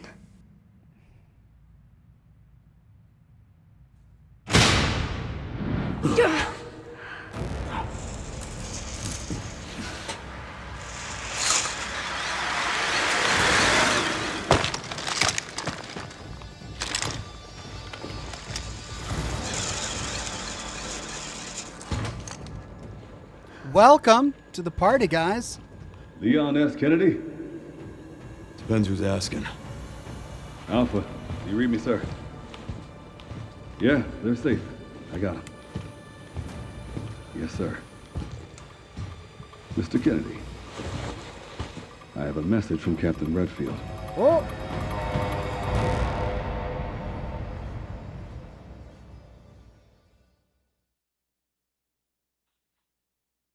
What about Grace?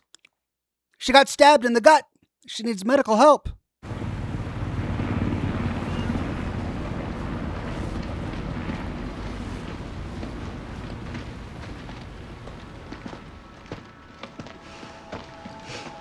I'll be damned. Can't believe that antiviral actually worked. Feel better than I have in ages. Oh, thank God. I'm glad you're okay. We got a dose with your name on it. We'll be back in action in no time. Thank you, Leon. Would have been a lot smoother if Chris hadn't been so late to the party. Where is Chris, anyway? No idea. I'm sure I'll run into him at some point.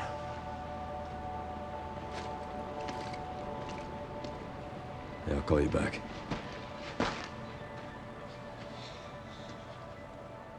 It's over then. Yeah. Hope this really was our last hope. Well, let's pray Umbrella hasn't left us any more nasty surprises. I wish we could have saved Emily. Grace, I didn't hit any of her vitals. She could still be alive. What? What are you saying? Don't give her false hope, Maybe man. we can save her.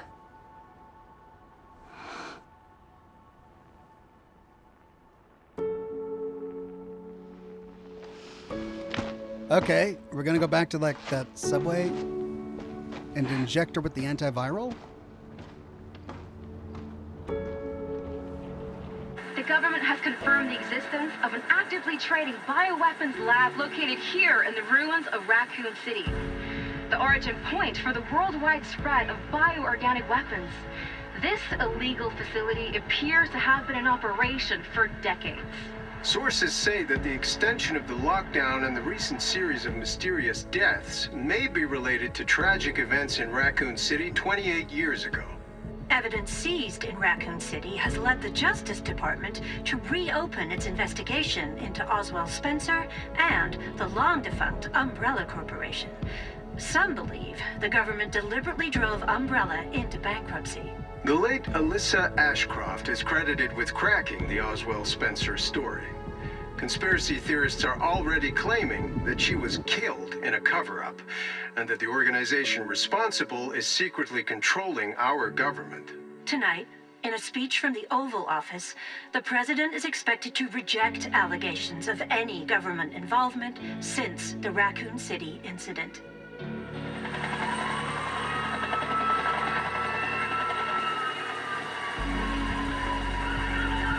Young girl rescued.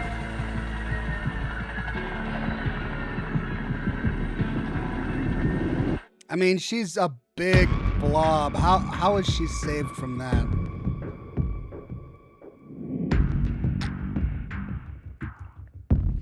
Okay, so we get the good credits because that was the good ending. Ah, I'm gonna get demonetized. Oh, there's a song. Yeah. I'm gonna turn that off before I get demonetized. Well, I'm glad it gave us an opportunity to go back and try a different ending. Because we would have missed a lot. I was so proud of myself for saving all of that ammunition for the big gun. For that final boss fight, I was like, yeah, it just took me 6 shots and he was done. And then he mutates into this giant pimple nemesis monster. Oh, that was so gross. Leave it to Resident Evil to create a game where the end boss is just you popping pimples. That's it. Just it's facing the mirror at 6 a.m. on a Saturday morning is the ending to this game. There's one more scene, says the chat. Oh, really? Okay. Well, don't worry. I'm not gonna skip the credits because I want to make sure we see this scene. Be ready to unmute, Ox. Okay. I'll try that. Oh, I've got this residual nausea from seeing all of those pimples pop. Just gross. I'm cool with like the zombies and the guts and the blood and all that, but it's just pimples. Okay, hold on. No. Not there yet. Okay, we went through the cool credits. Let's get through the rest of these credits. You're up early, says Jolts the Gamer. I'm up late is what it is. I fell asleep after I put my kids to bed last night, and I missed Scotch and Smoke Rings. So when I woke up at like 1 a.m. my time, I had to go live because this is my last live stream for a week. I'm going out of town, and so yeah, I wanted to make sure I was live before I went out of town. So no Scotch and Smoke Rings next week, no lore videos next week. I'll try to schedule some shorts to publish while I'm away. But then I'll be back, and I'll be back to making content. Don't worry.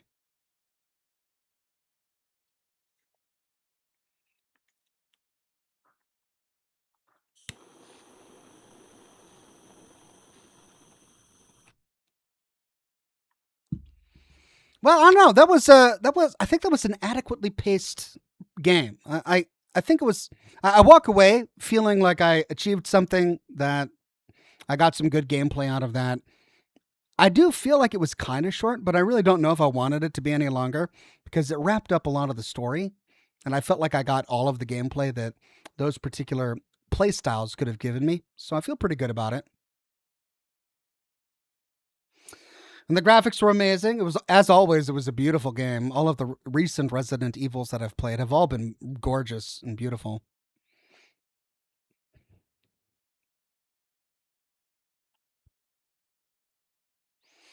Oh, okay. I need some coffee to like settle my stomach or something.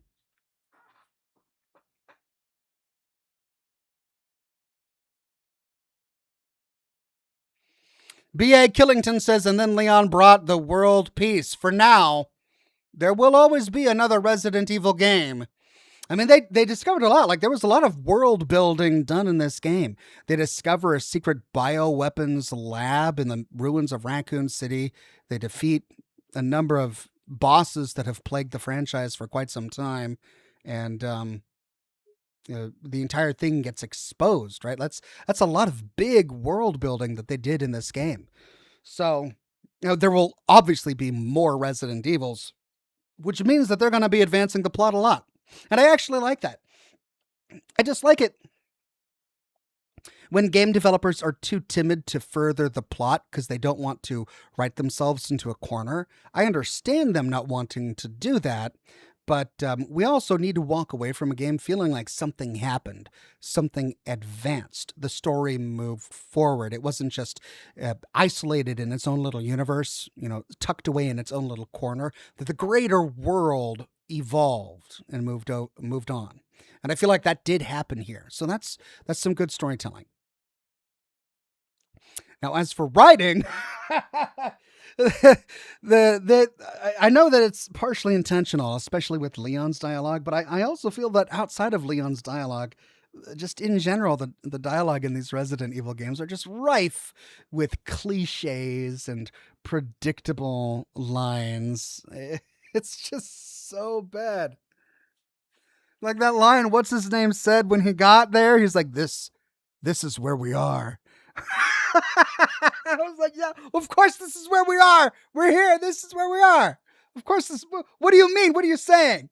This is where we are. It's just so bad. Oh, well, at least the world building was really good.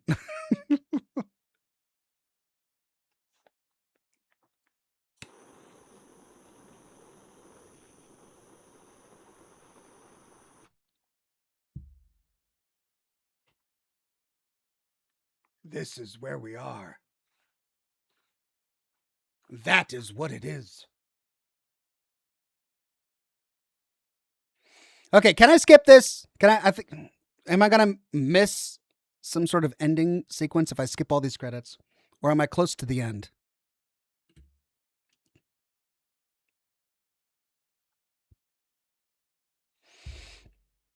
Raffercake says Resident Evil has always been a bit cringy. It's a weirdly pleasing juxtaposition to the horror. I mean, I have to admit, as cringy as the dialogue is sometimes, it doesn't ruin it for me. Like, I'm still having fun. And the fact that I'm still having fun despite the bad dialogue means that they've found some formula that's working. So, I guess I can't criticize too much. Yes, skip it, says chat. Okay.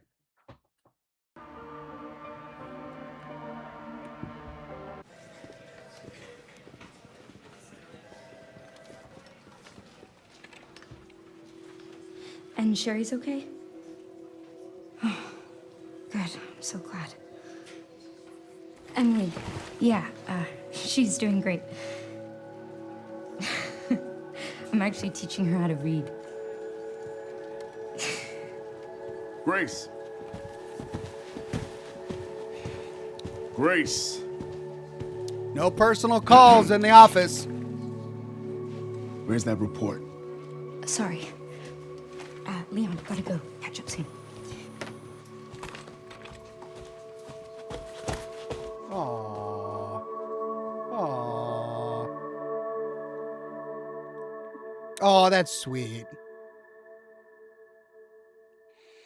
That's sweet. They saved Emily, and she's still friends with Leon. Uh-oh. BSAA.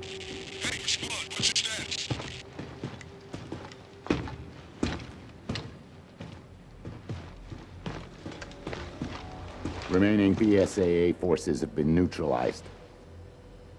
Retrieving the objective before they send in the wolves. What does that mean? Okay.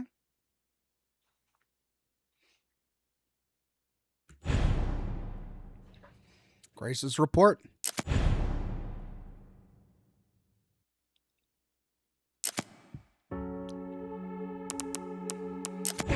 You wanted me to read Grace's report, right?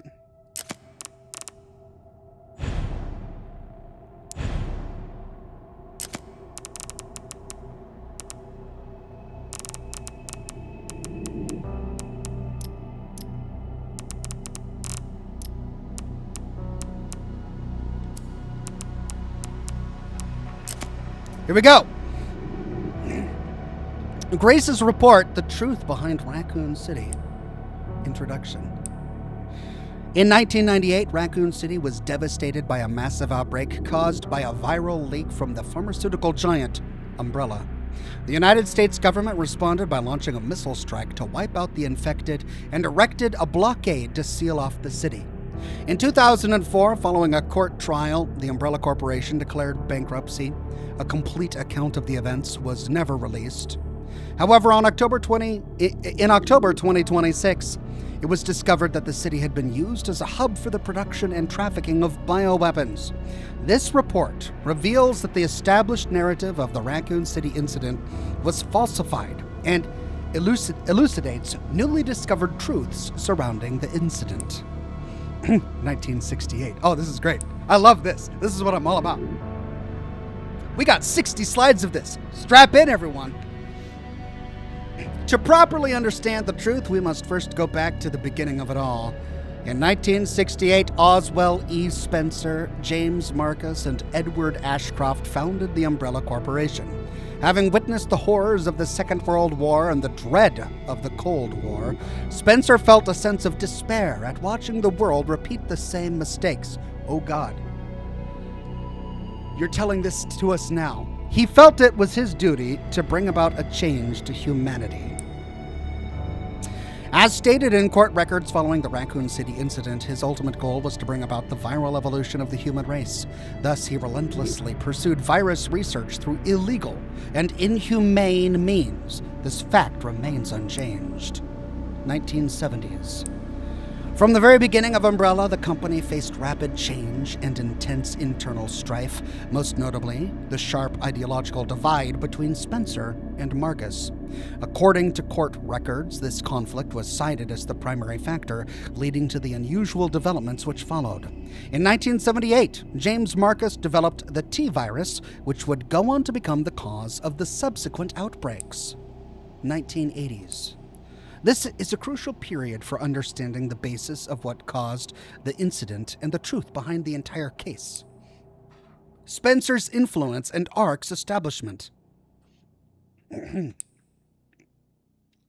Spencer used internal politics to have Marcus demoted, absorbing T-virus research into a facility under his own control. From then on, Umbrella began to actively research and develop bioweapons under Spencer's leadership. The underground facility, known as ARC, which was discovered during recent events, originally served as the administrative research center of Umbrella's research. Several documents outlining Spencer's plan for ARC have also been discovered. Excerpt from confiscated records, Long-Term Strategic Review, 1980-04-22. ARC-centric Integrated Research Roadmap. Step 1. Concentrated investment into the Wesker Project and the T-virus. Step 2. Establishment of ARC as a central command center. Step 3. Development of ELPIS. Step 4. Memory transfer and forced evolution. This is the first recorded instance of a significant keyword, ELPIS. The connections involvement. The following documents regarding Marcus's involvement were also discovered. Excerpt from confiscated records, receipt of donation 1986, recipient James Marcus, sender F Foundation, $30 million. This document shows a suspicious flow of funds being channeled to Marcus.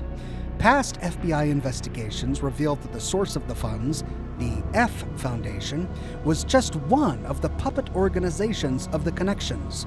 The F Foundation no longer exists.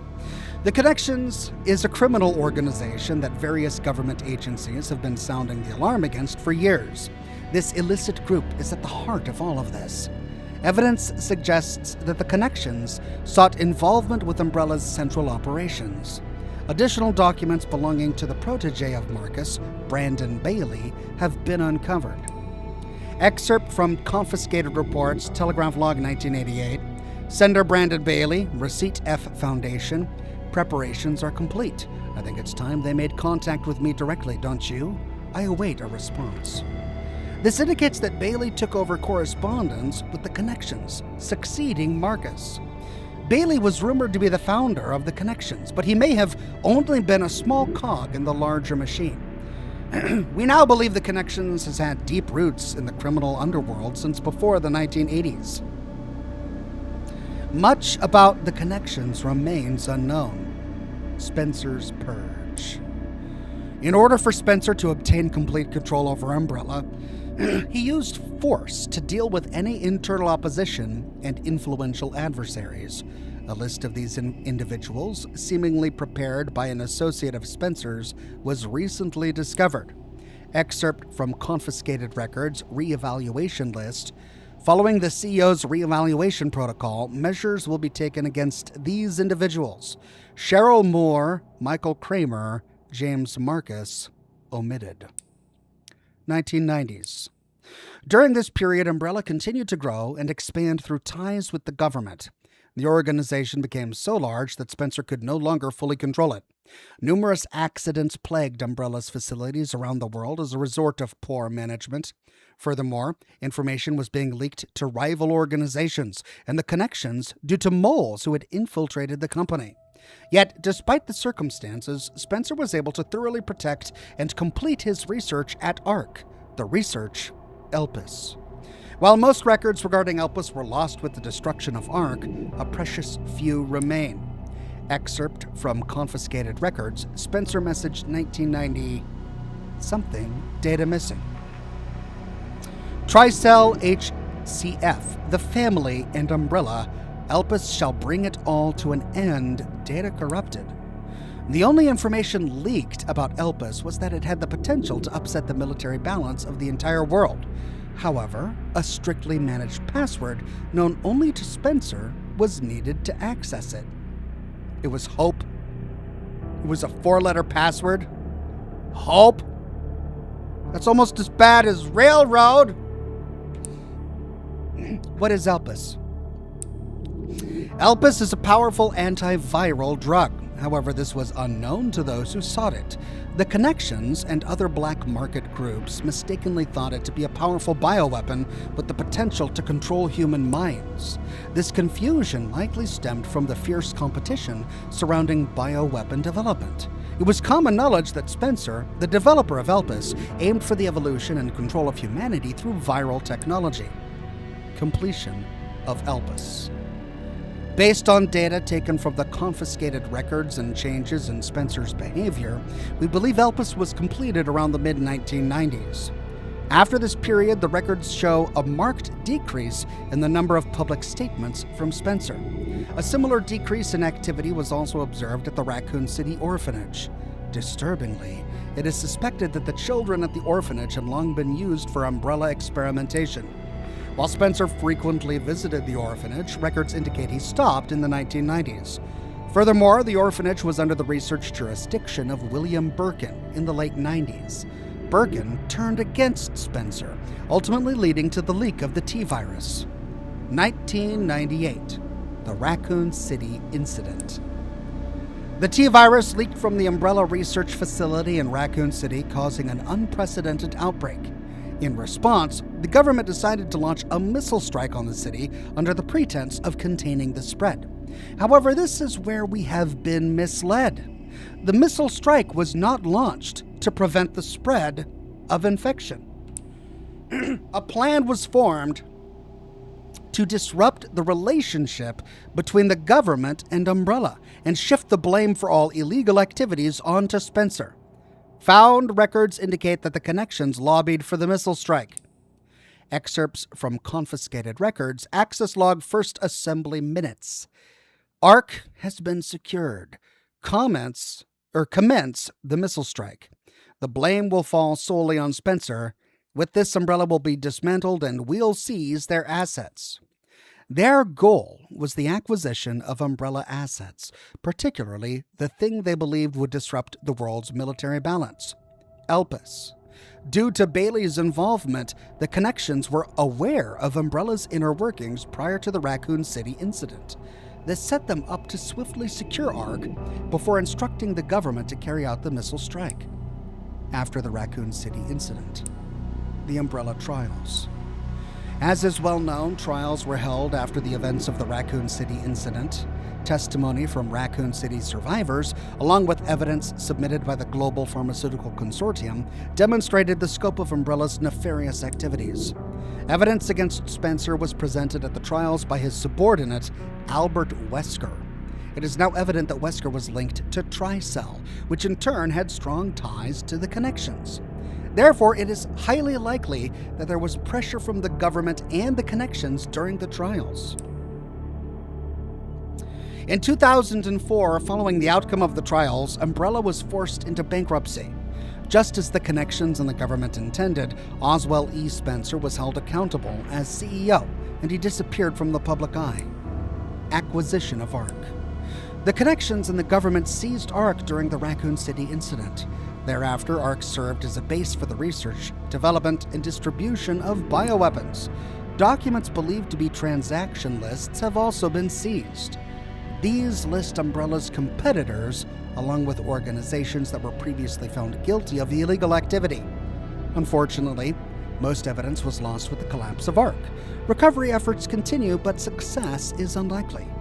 Proliferation of bioterrorism. Following the Raccoon City incident, weaponized viruses developed by Umbrella were leaked. Subsequently, instances of bioterrorism utilizing this technology spread around the globe. In 2013, President Adam Benford was assassinated in a bioterrorist attack. Intelligence agencies report that the president wished to reveal the full truth of the Raccoon City incident. It is possible that President Benford was privy to the facts revealed in this report. Spencer's final years. Remaining records about Spencer after the dissolution of Umbrella are scarce, but a new source of information has recently come to light. An interview conducted by Alyssa Ashcroft. Despite being responsible for countless atrocities, Spencer showed some signs of remorse in this interview. Having lost everything, he sought atonement. While Elpis is a powerful instrument that can render viral weapons inert, it also has the potential as a panacea to be used for good. It's possible that Spencer's true motivations behind Elpis were peace and redemption. While he remained obsessed with the evolution of humanity throughout his later years, most testimonies describe him as nothing but a senile old man. Spencer died in 2006 at his secluded estate. His true intentions behind developing Elpis will forever remain unknown. Conclusion. As we can see from the records, the Umbrella Corporation's liquidation was intentionally orchestrated by the Connections and the U.S. government. Furthermore, they were involved in the illegal development and trafficking of bioweapons in Raccoon City. The extent to which past and present governments were involved requires further investigation. Much about the Connections remains shrouded in mystery, and most records of their involvement were destroyed alongside ARC. Countless lives have been lost. As government officials, we have a duty to pursue the truth. If anything, finding it will finally offer some closure to everyone who fell victim to these heinous actions. FBI intelligence analyst, Grace Ashcroft. And that is the full story of all of Resident Evil, apparently. Wow. Wonderful that they would include that as a wrap-up to sort of piece together all of the games into a cohesive narrative to show us that Grace was indeed a professional FBI researcher, and to give us something solid that she was working on this entire time. So that's wonderful. Well, thanks everybody for joining me for this episode of Scotch and Smoke Rings. Resident Evil Requiem was a wonderful game. Had a blast playing it. Really have enjoyed all of these Resident Evil games we've played. But that's it for me for now. I am going to go get ready for my trip, everybody. I'll be gone for a week, but I'll be back a week after next with more lore videos and more live streams. Have a wonderful spring break, everybody, and I hope to see you again very soon. Thanks again for watching, and I'll see you soon with more lore videos and more live streams. Bye-bye now.